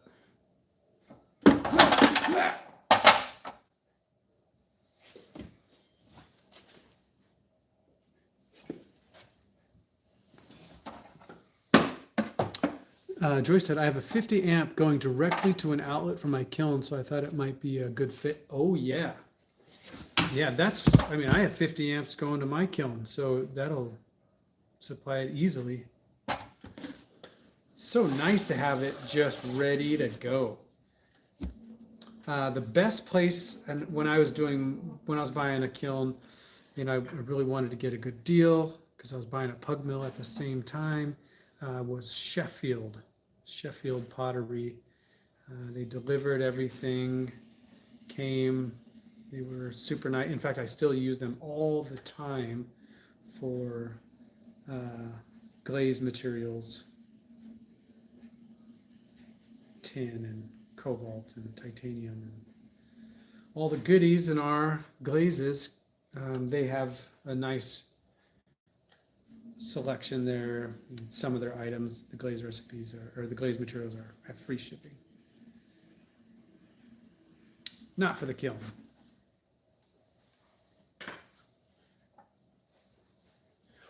But compared to my local supplier, I think it was like $800 less.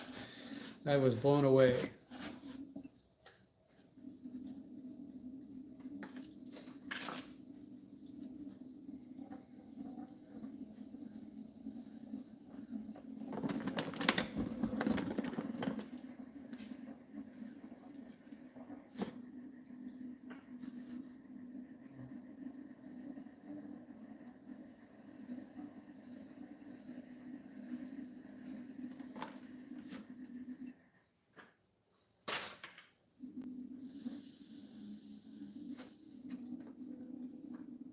Throw my sponge in the bucket.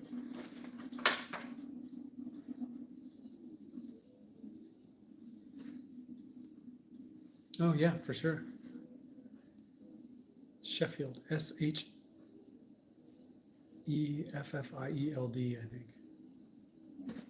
Yes, this is $2,400 on Scott's website.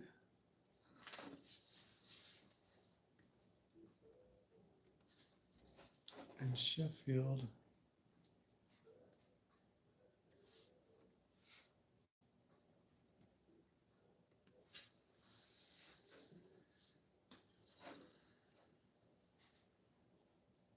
Ooh. Oh, that is furniture. 2,400. It's the same price. Ooh. And Scott has a free shipping right now. So go with Scott.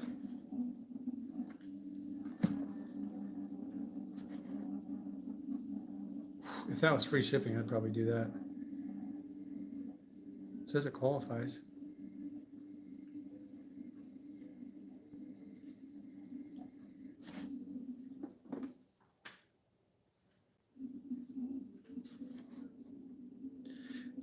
Yeah, what's going on?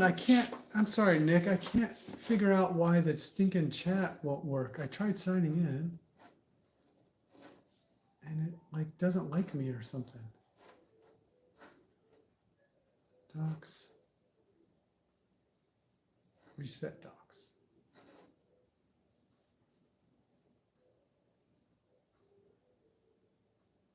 Yes.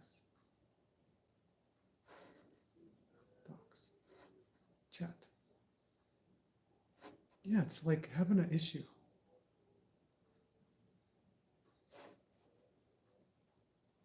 It's on my list of things to figure out.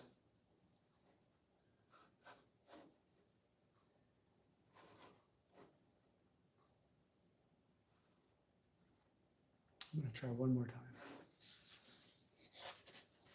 To sign into the chat.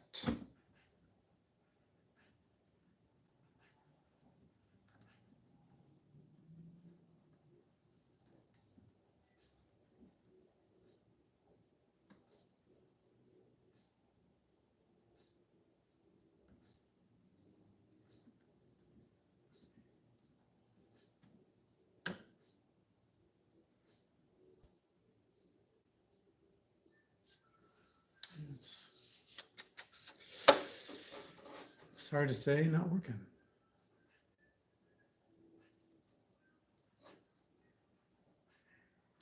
What if I just went to YouTube and did it that way? SMRT, SMRT.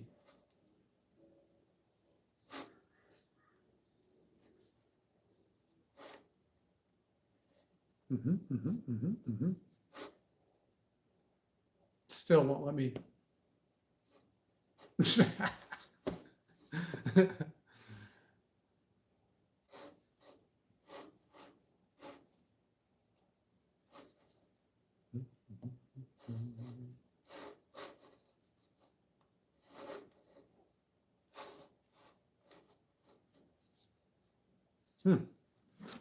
Yep, very sorry about that.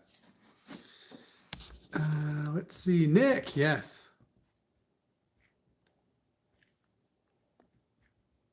Got my email. How close are you? In which direction? Nick Jordan said, good pots should be viewed in goods resolutions. Goods resolution and good audio, LOL. No audio on the other stream. What? Yeah, absolutely unacceptable. What is going on? Get to the bottom of this right now. It says it's on.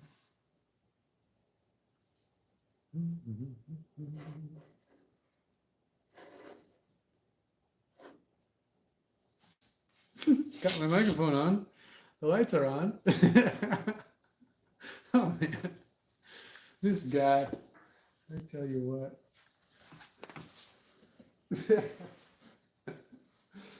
Oh man.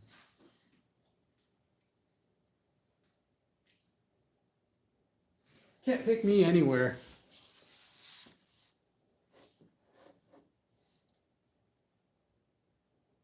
Is it working now?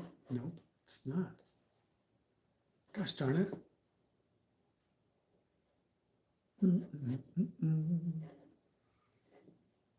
Got 99 problems these days.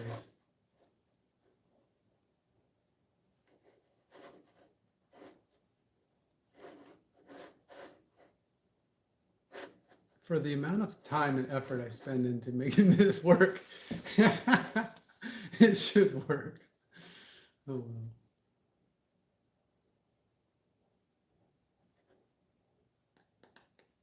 Okay, let's see if that fixed it. Did it? No. Road mic, not working. Green lights.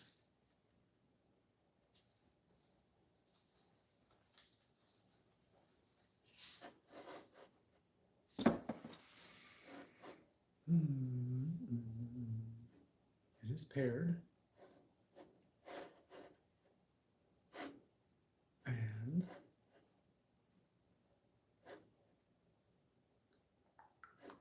advanced audio settings, monitor and output.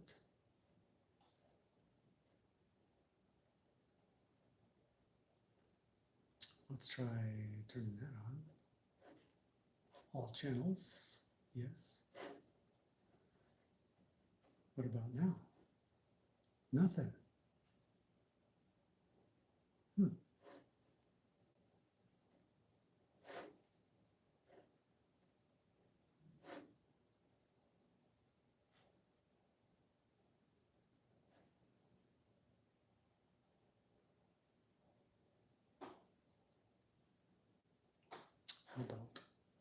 How about if I click that button? Does that make any difference? What if I turn this volume up? Nope.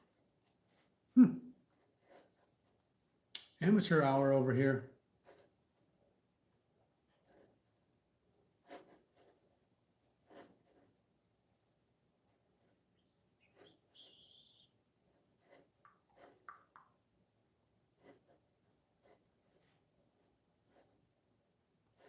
Got no explanations. I don't know what the heck the problem is.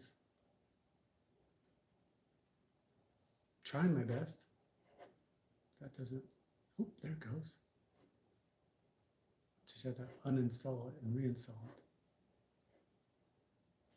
What about my applause? Does that work? No.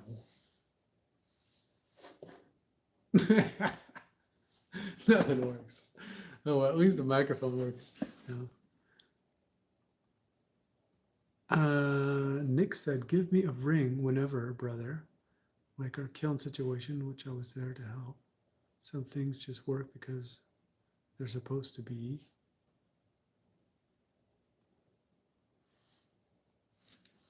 Missed something. Apron looks even better, dirty. Nice.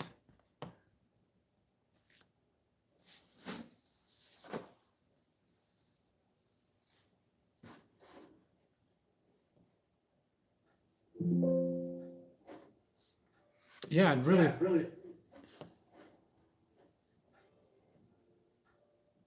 appreciate it.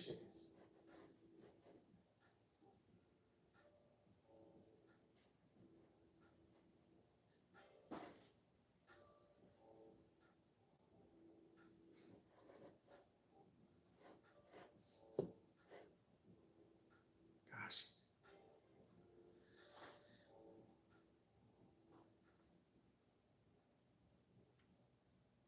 Oh, Mandy's gone. Well, she went to bed, I think. No, that was Jess.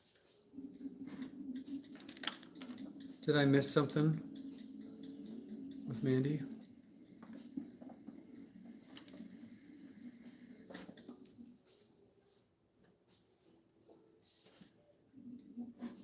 Yeah, I might just have to.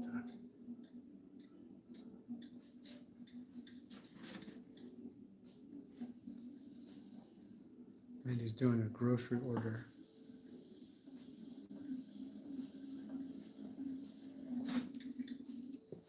Okay, I'm gonna stop streaming on the horizontal. That just needs all kinds of help. I'm gonna exit that.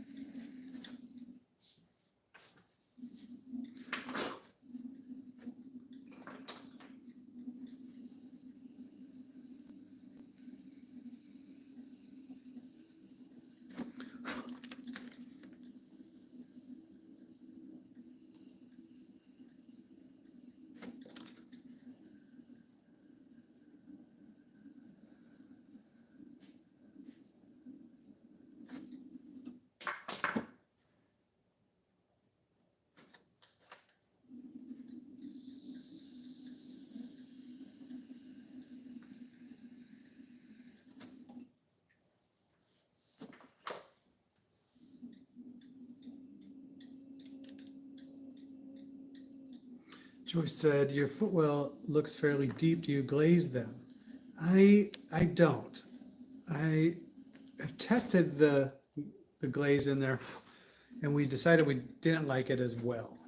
It kind of covers up the stamp a bit, and so we don't typically do that. I think I have an example here. This one turned out okay. This is on one of the larger bowls. These kind of, we call it an everything bowl. But yeah, my creative director, she said, no go on the glaze there. So now I wax those.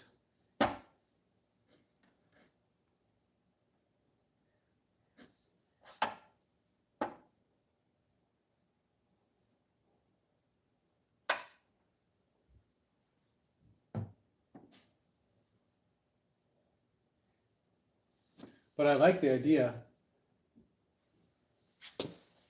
I wish I could, if I'm honest, I wish I could glaze those. The color of the clay when after it's fired is kind of a buff, which is that's not my preference. But it's smooth, and so that's why I use it.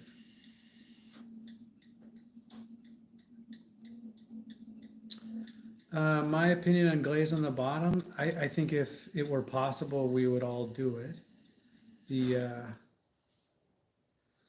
That it melts just makes it a major challenge.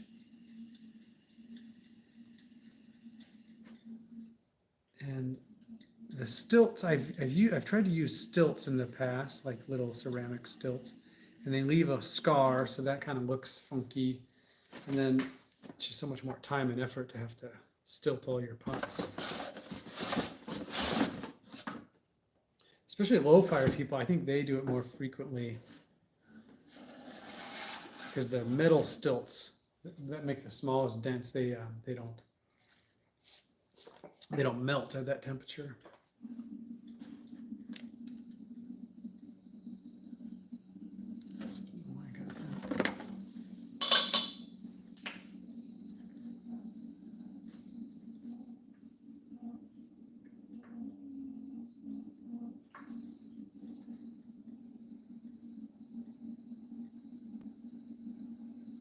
Lee said, Mandy, come back. There's 3 AR.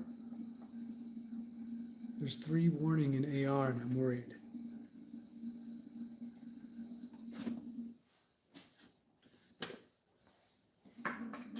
Yeah, scary.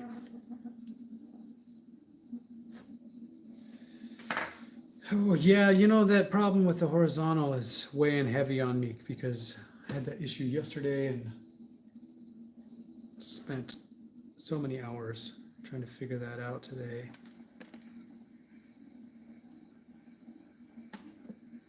But you know what? It's part of my journey to struggle right now.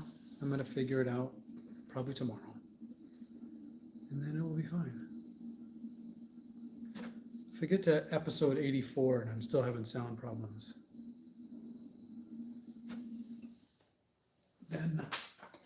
then I can feel bad about it.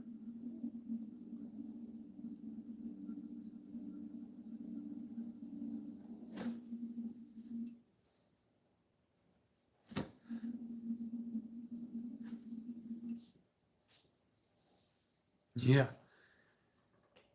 Dude, he is amazing. Quite a guy. Knowledgeable.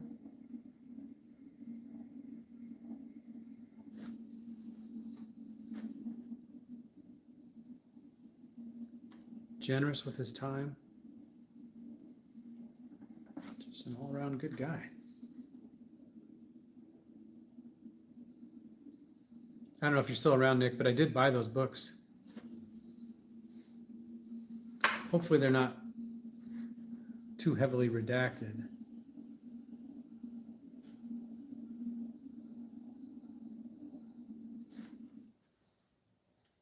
You said that was a concern.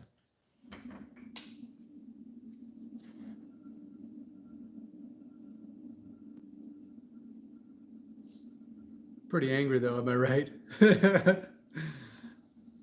I don't think so. I think sometimes, the beast gets poked. people F around and find out.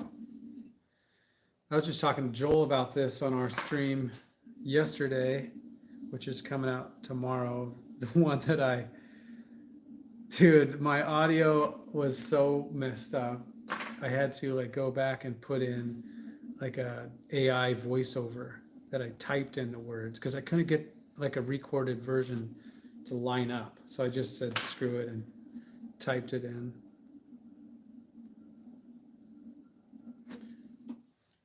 At the time, I could not figure out how to get OBS to share my Rode mic with Video Ninja or a Teams. I think I'm using NVIDIA Broadcast. I think that's the way to do it, although based on what I saw tonight, I don't quite have it sorted yet. But I think that's the way to share.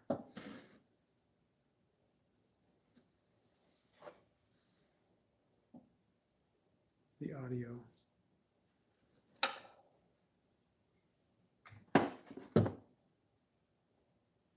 This one's a little thick.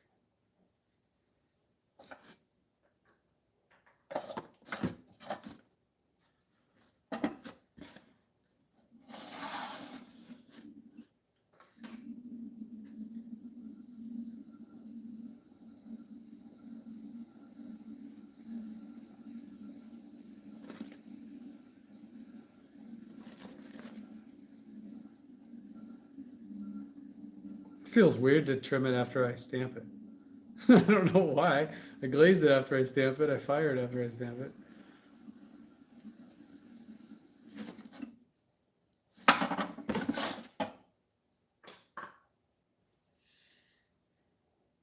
Oh, yes. Good.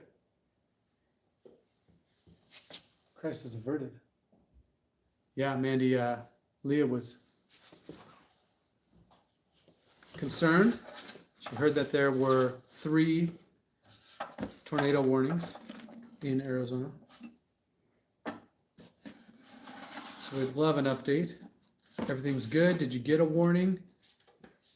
Are you in a safe spot?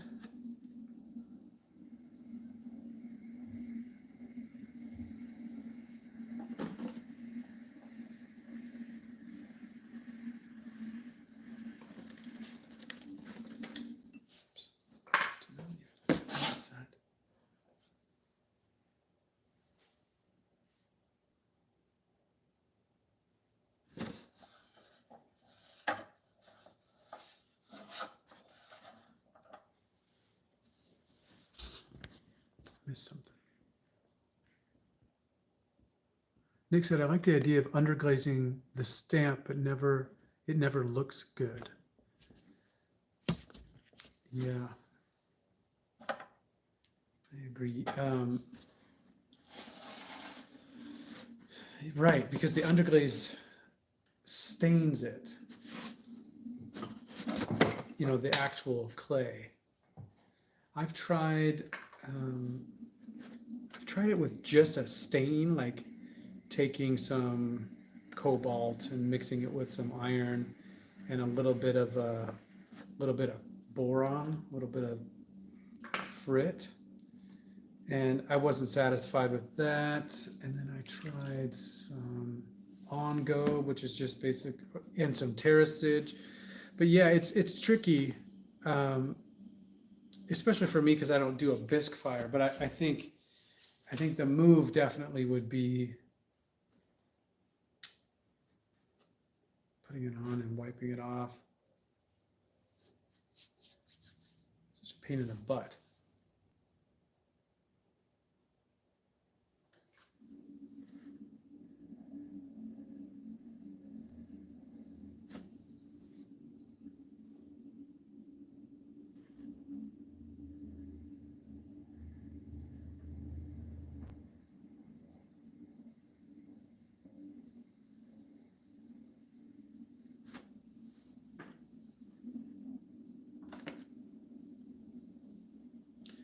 I was actually thinking about, like, at one point I was trying to stain the foot rim, so the whole bottom I was trying to stain with terra sigillata to make the clay appear a darker color.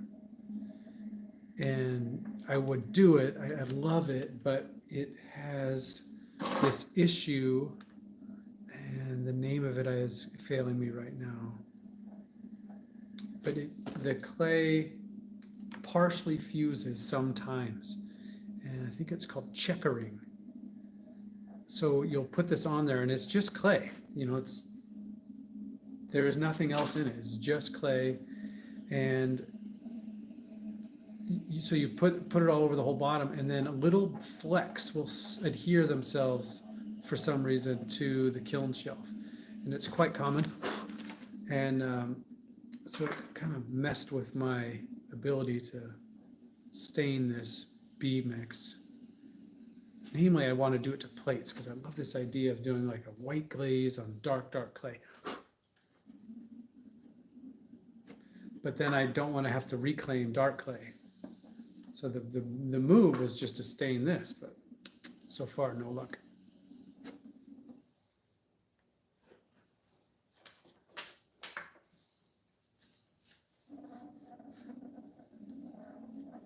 Yeah, no bisque. The reason is, especially in the summer here, we have different rates, summer and winter, but the summer rates, our electricity bill can get quite high because of the firing, and it costs about $40 to do a firing. And, it adds up.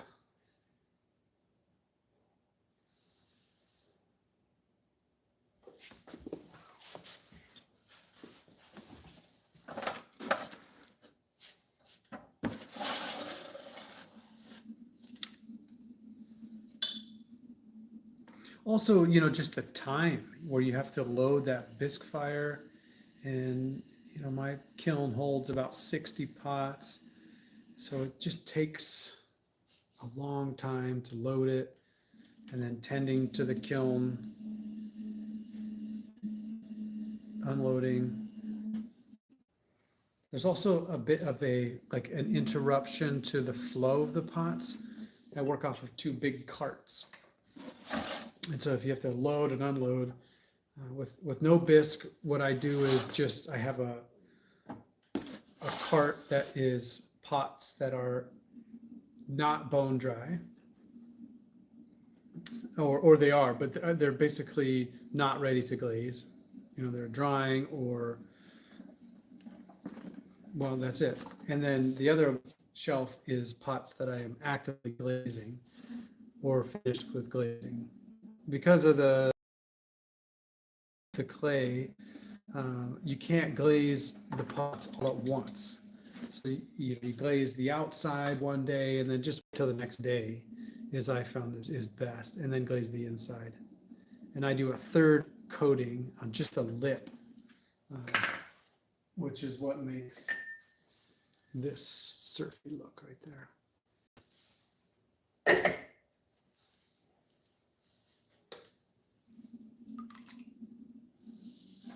So that's a third day. Sometimes I do it like if I'm anxious to get a fire going, and if I do the inside first, if I do the inside in the morning, then I can do the surf in the afternoon. And in general, I always do matte glazes first. They shrink a bit more, and so they don't like to go over the top of a glaze and then shrink over the top of it. It kind of makes crawling.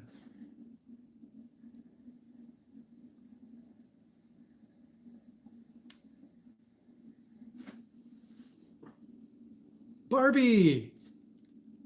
Hi. So good to see you. Thank you for being here.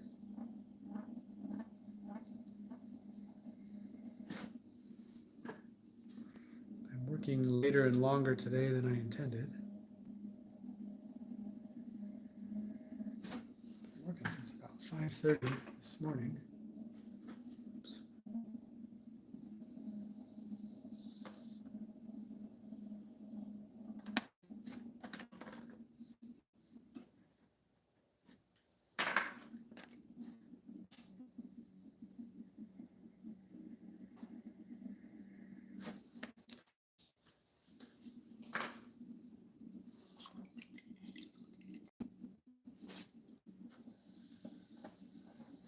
Yeah, stomach is the pits.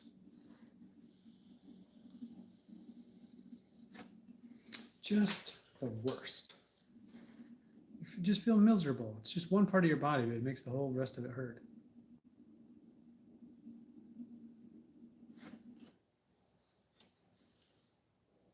I was sick last week and it just sucks.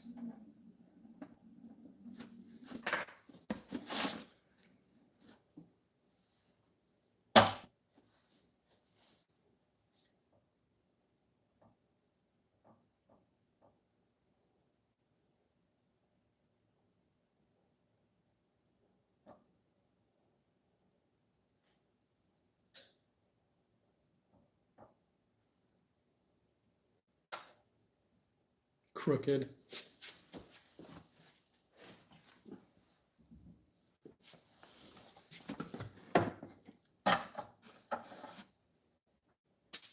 Joyce, thank you so much for tuning in, and I really look forward to any updates you might have for us on your kiln and getting back on the old stool, you know, throwing those pots. Keep us updated.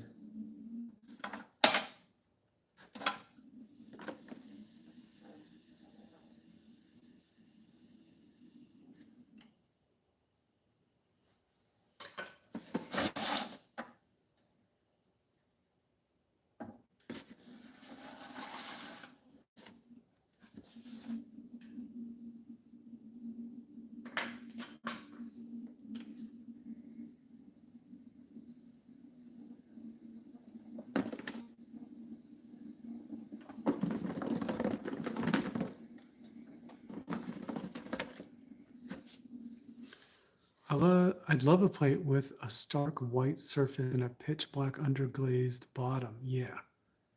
Natural limitations built into ceramics, like any art, trying to make something but really learning what can be made. Yeah, I mean, I do have, Laguna makes like a black clay. I mean, I don't know if that's coming through green or not, but that is, from where I am, that is black. And it fired to cone 5. I think that is the limit for this clay body, though. So you'd have to fire it separately. And then, I don't know, this glaze got messed up because I was trying to make a tin white, and it got messed up with some fuming, which is super weird because I have never used chrome, but what I found out is that there is trace amounts of chrome in black nickel oxide. And I was doing some crystal fire testing, and that turned my tin pink. Chemistry. But that black clay is quite good. Easy to throw with. And when you're working with it, it's just a nice, normal looking brown clay. It doesn't stain the hands or do anything weird.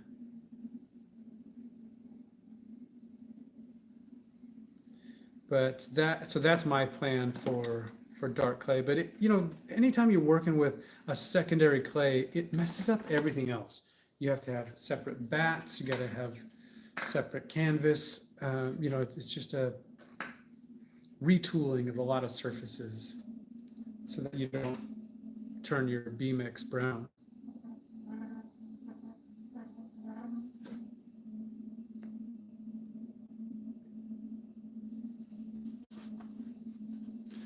Really earthy and raw. Yeah, resembles cast iron texture.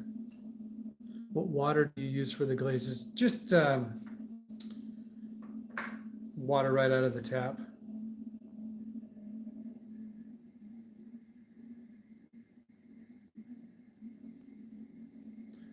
Not like you all with your bottled water for the. I'm just kidding, but it's one of my favorite moments when Jess took a bottle, looked like just a fresh bottle of water and dumped it in her throwing bucket. I was like, no, that is style. I only throw with bottled water. Yes.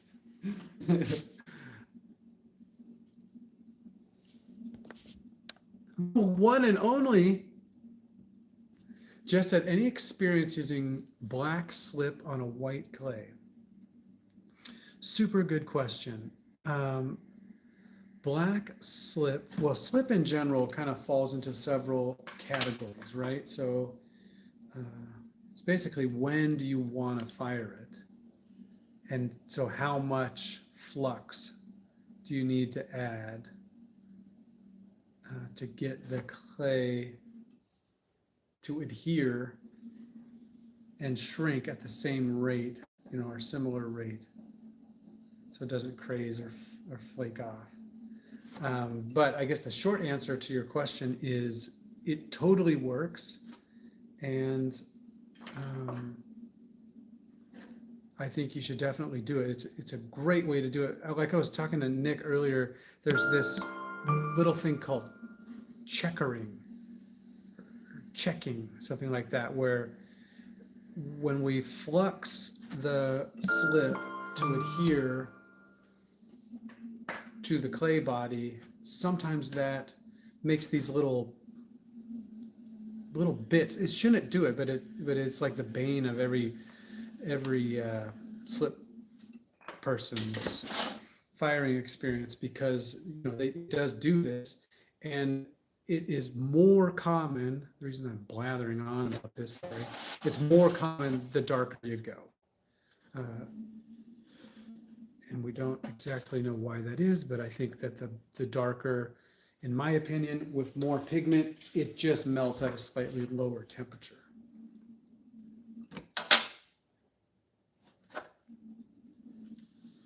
But there's lots of good recipes on glazy for slip. I can't remember, but I think it's like for the boron level, I think it's like if you're at cone 6, so you're like at 1.15 boron, then you would be at like 5 to 0.5. I think that's how it goes.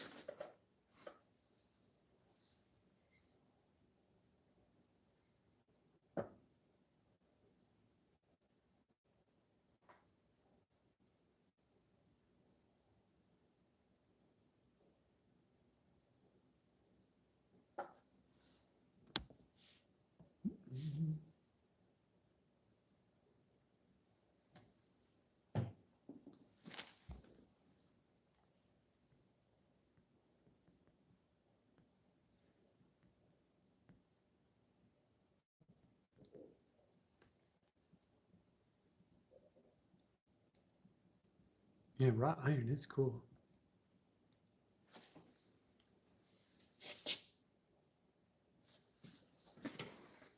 Starting to lose it here. I know how Jess feels. You got more pots to trim, but less fuel in the tank.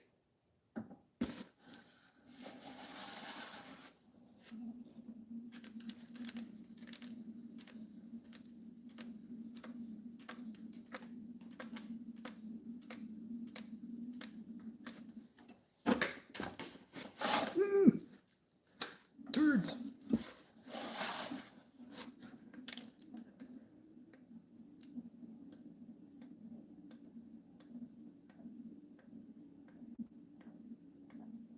Yeah, yeah. This is my apron. See? Yes. My new apron.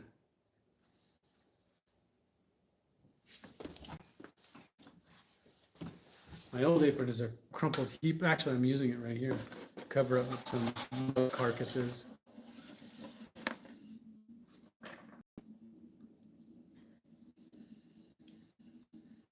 Freshly tailored for the Goods Pottery.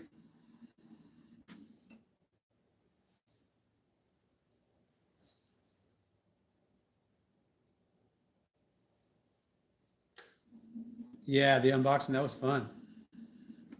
Some earrings for my lovely wife. Some stickers. a wonderful hat.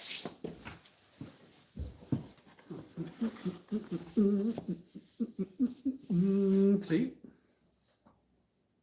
Still, oh yeah, I haven't trimmed the outside, that's why.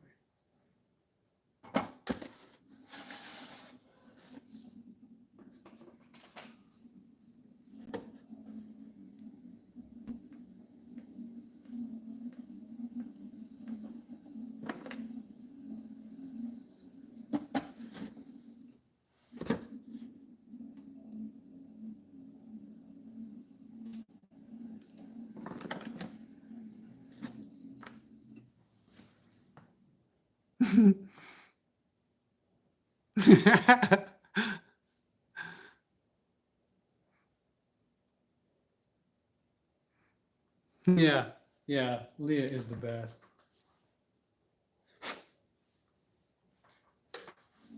I was just watching a video the other day or yesterday about this guy named Isaac Button, who was a potter like early 1900s.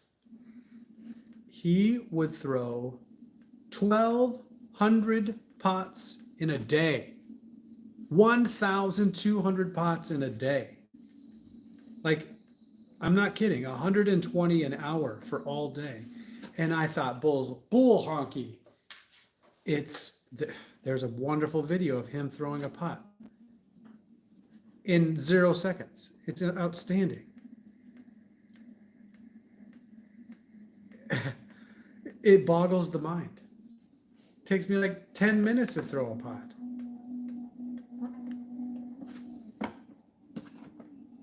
He also had to dig his clay out of the ground. Yeah, that's amazing.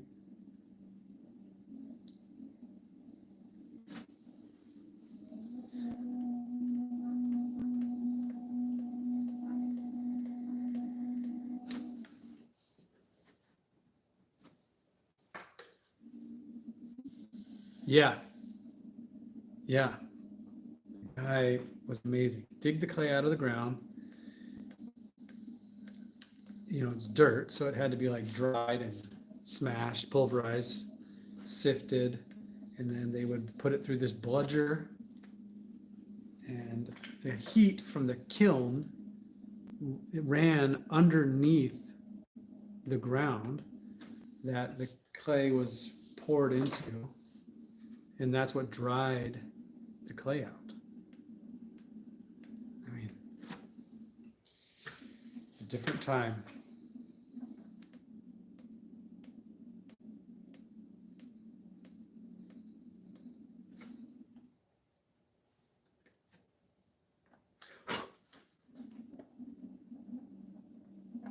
Oh, Mandy said we naturally, yeah, uphill both ways. If you're bored, I would highly recommend Isaac Button. Button? I think that is right. It'll blow your mind.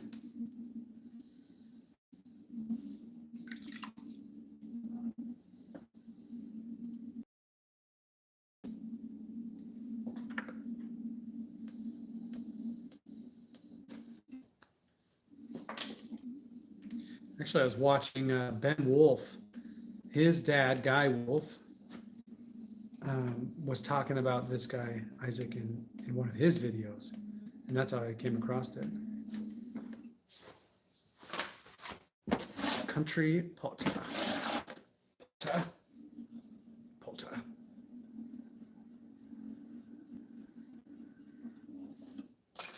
Potter.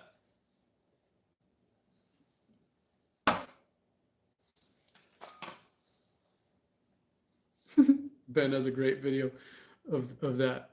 Potter, Potter. And then he's like posing in different poses each time somebody says it. It's wonderful. Potter.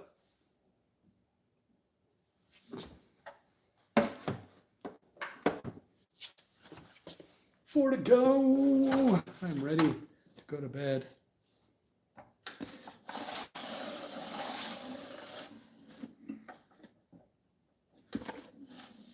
Yes.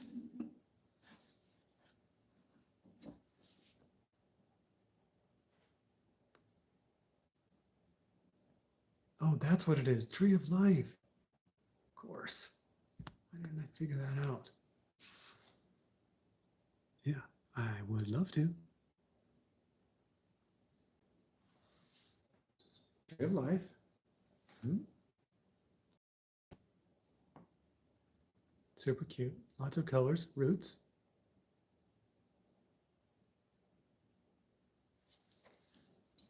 And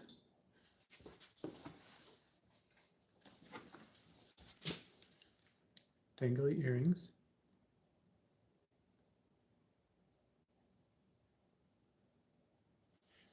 And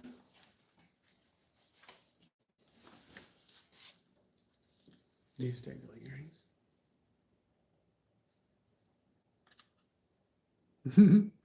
Mm-hmm.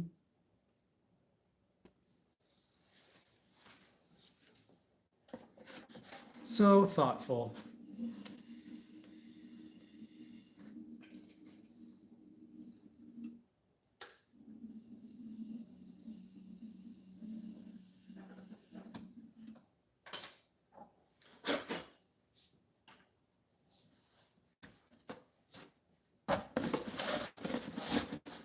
Made the little holders too. Yes.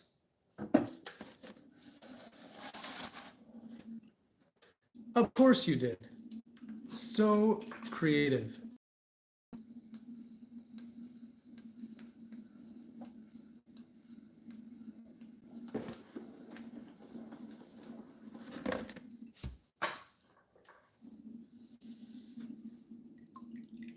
I don't know why wifey's style. Like I know Jess a little, so I picked a few things that I thought most women would enjoy. Yeah.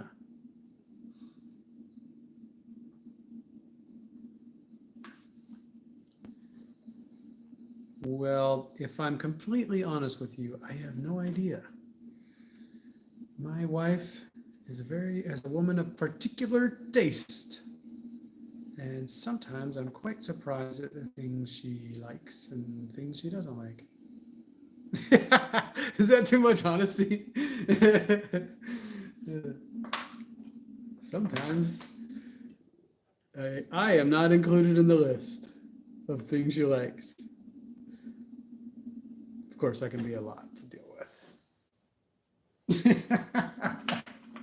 It is getting close to my bedtime, so the honesty meter goes up the later it gets.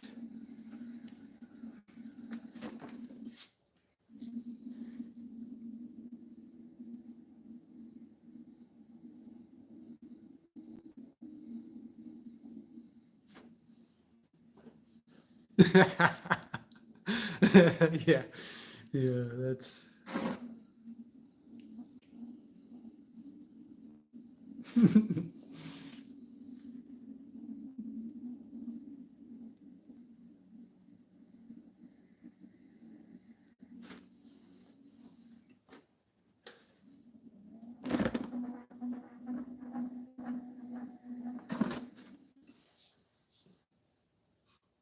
The Goods has been streaming for some time. Uh, yes, conspiracy theory time.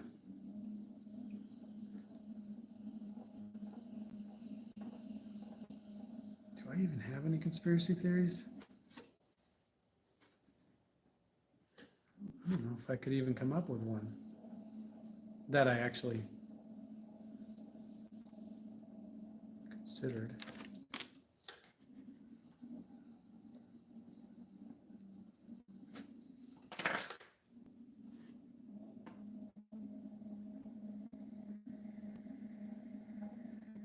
The only thing that, and I don't even know if this is a conspiracy, but I have come to terms with the fact that I needed to get onto Facebook so that I could post things for the Goods Pottery. And I've never had a Facebook. So, but you have to have like a personal Facebook to even have, I don't know, it's complicated to me. I mean, it's not complicated, but it is to me. So we have a Facebook for the goods through Wendy's account, and so I had to sign up for one. And I did, and I tried to like turn on as much privacy as I could, but it just seems like as soon as I turned it on, it knew every person I ever knew, which I thought that was so crazy. Like, how does it know everybody I ever knew? I've never been on there.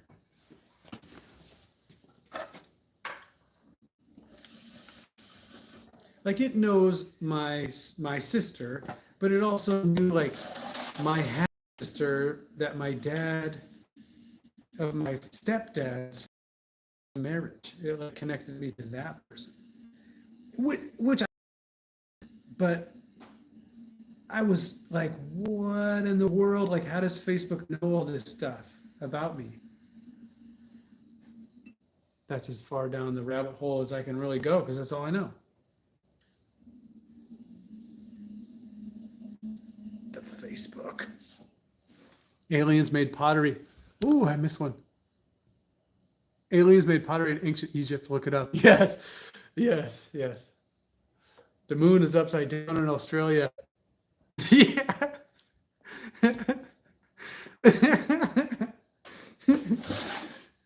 Yes.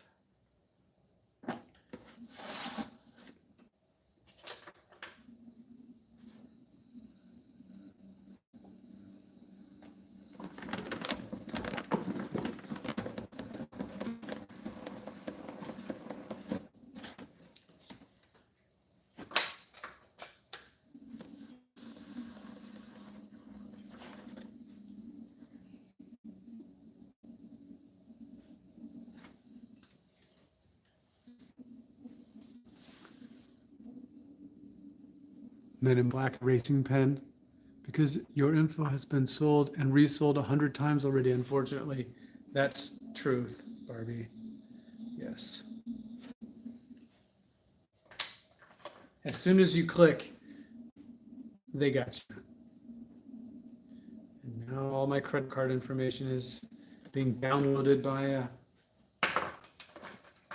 chat bot in India or China or whoever has purchased my data.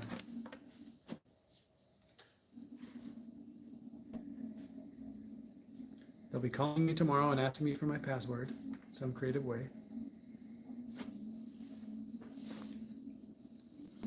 What were we talking about? Yeah.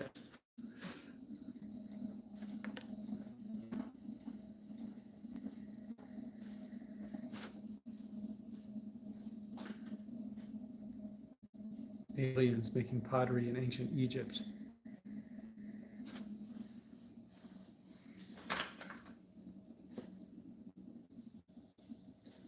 All the knowledge I have is so freaking boring about almost every single thing that I dare even bring it up. But one of those super boring things, see, it's so boring. No one wants to hear about the periodic table. Come on. That's why I read about it right before bed, because it puts me right to sleep. I make one page a night.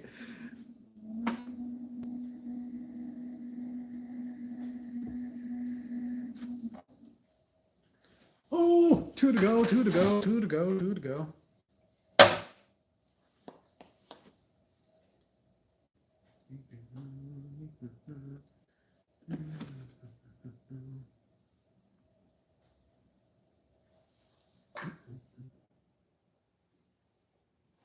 Yes, yes, yes,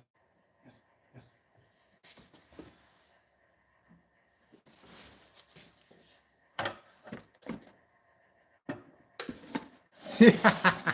Nick Jordan, you're such a nice guy.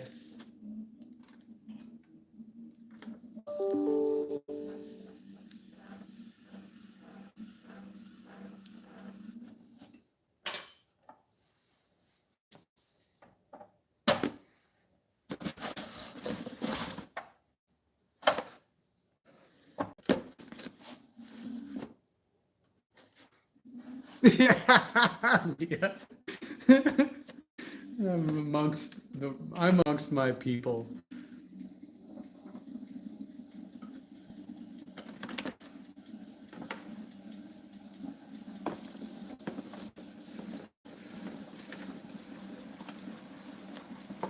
Okay, here's the one thing that I find absolutely incredible about the periodic table. And I'm sure that I was the last person to learn this, but it's the thing that I find the most fascinating about the solar system. And that is hydrogen has a nucleus and then one proton and one electron spinning around it, right? And in a star, in space, anyway, stars create gravity over millions of years. And then when enough gravity has collected hydrogen densely enough, it smashes the atoms together and makes helium in a fusion reaction. That's how helium is made. That blows my mind. And that is what powers the stars, right? And so then that star, depending on its mass, but that's what we see in the sky, is stars with their fusion reactions smashing hydrogen into helium. And they can do that for a long time until they run out of elements to smash together. So the third element in the periodic table is lithium, and so they're smashing helium atoms together and making lithium, and then they smash them all together enough until they get to the either going supernova and making a black hole, or turning into a red dwarf when they get to iron. I had no idea that is how all the atoms, all the elements came to be, is from hydrogen. It's just amazing. Anyway. See, I told you. Gold walks into a box. Yeah. No one wants to hear about that.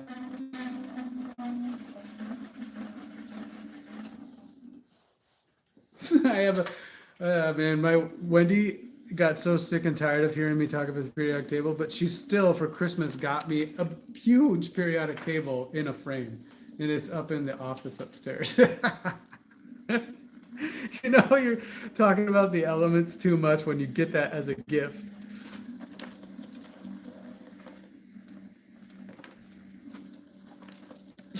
What a nerd.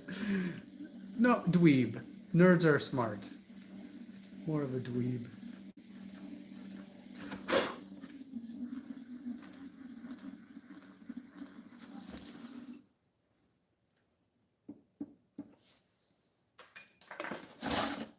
That is love.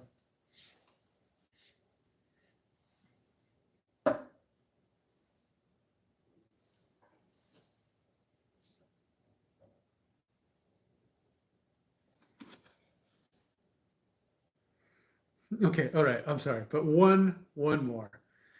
You asked for this. Mary Curie was a scientist who studied radioactive molecules with her dad. The Curies discovered uranium's radioactive powers, right? By distilling down, it doesn't matter. They discovered uranium. And they didn't, the scientific community at the time didn't know about the dangers of radioactive elements. They were just trying to figure out how they were powered, right? Because the radioactivity had been going on for millions of years, and the elements hadn't changed. So anyway, they were trying to figure this out, and so the scientists would send samples to each other in the mail, like uranium in the mail, thallium in the mail. So there's all these irradiated post office workers. Man, that blows my mind. And Marie Curie's, her notebooks from her lab in general, is so radioactive, it has to be like, her notebooks have to be stored in lead-lined boxes. They're so dangerous. Yeah, folks praying. Oh no, Mandy. The wind? Car alarm's going off. That's serious. Are you down in the basement then? Noise. I mean, I know what it is, but I don't know this up. It's the last one.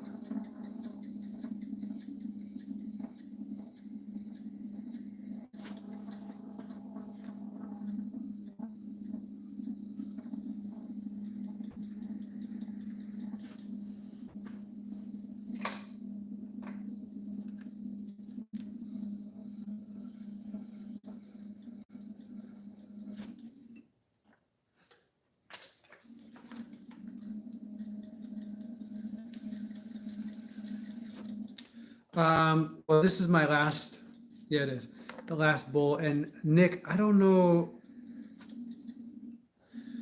I would love to call you and get your advice on how to solve my horizontal streaming issue.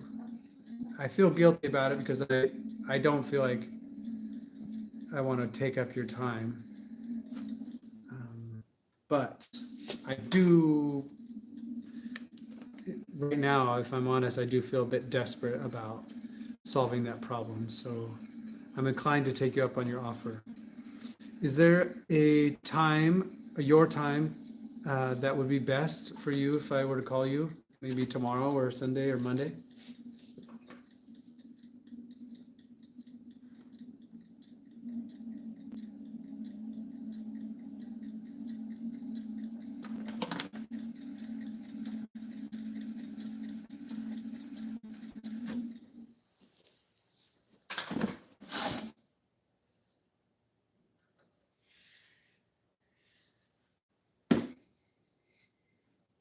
Ooh.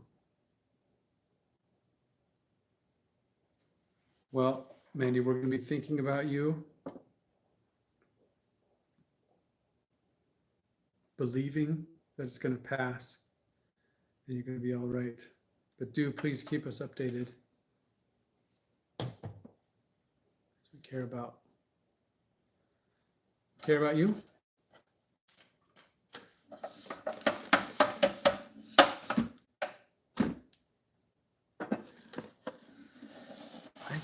Isaac Button, country potter.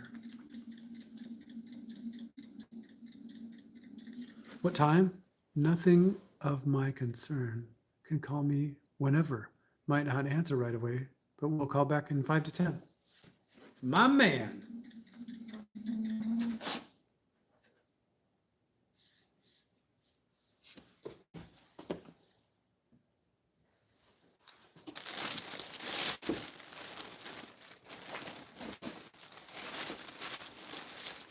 Well,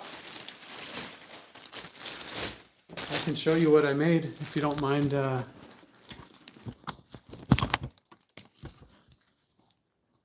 camera moving. This is new. Wendy didn't like my last wooden covering, so updated it. Trimmed these bowls. Trimmed those cups. And got a new hat. So thank you so much. Just want to say, yes, we're thinking about you, Mandy, and hoping for a safe night. I know it's going to be a long one for you, but we'll keep you in our thoughts and prayers. And just want to say thank you, Nick and Jess, for being here and supporting me. You see pottery all day long, and then come on to my stream. I know is an extra effort, so thanks a lot. Thank you so much to Leah for the gift: apron, earrings, hat, stickers. Very grateful. Tree of Life. And let's see, she already left. My Aunt Roberta was here for a bit. So I am just thrilled to have had the chance to spend time with you all. And this is my, I think, longest stream ever. So thank you. Thank you so much. And we will catch up with you probably next week for hopefully a kiln unloading. I am also going to do some testing. I don't know if Swan City, if you're interested in this, but I'm testing a recipe for making my own wax resist, because wax resist is, I don't know why, but it's $100 a gallon, which I know that can last forever, but I'm just going to see if I can easily make it. So I'll keep you updated on that if that's something of interest to you. Leah, that's so nice of you to say. Thank you very much. Well, everybody, happy Friday. It's almost my bedtime here, so weekend with a vengeance. Yes. Yeah.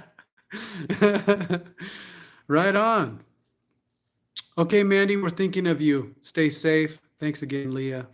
And we'll talk to everybody. Oh, if I stay on for 45 more seconds, then I'll have made it to 3 hours. So I'm gonna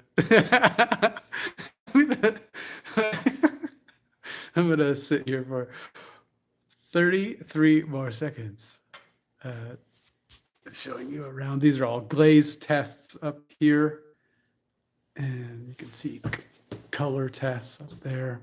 Super boring stuff. 20 more seconds. Everybody have a wonderful night. See you. I'll shave my face. I shaved this morning. I'll see you next week. Pottery with a vengeance. All right. Cheers, y'all. Bye.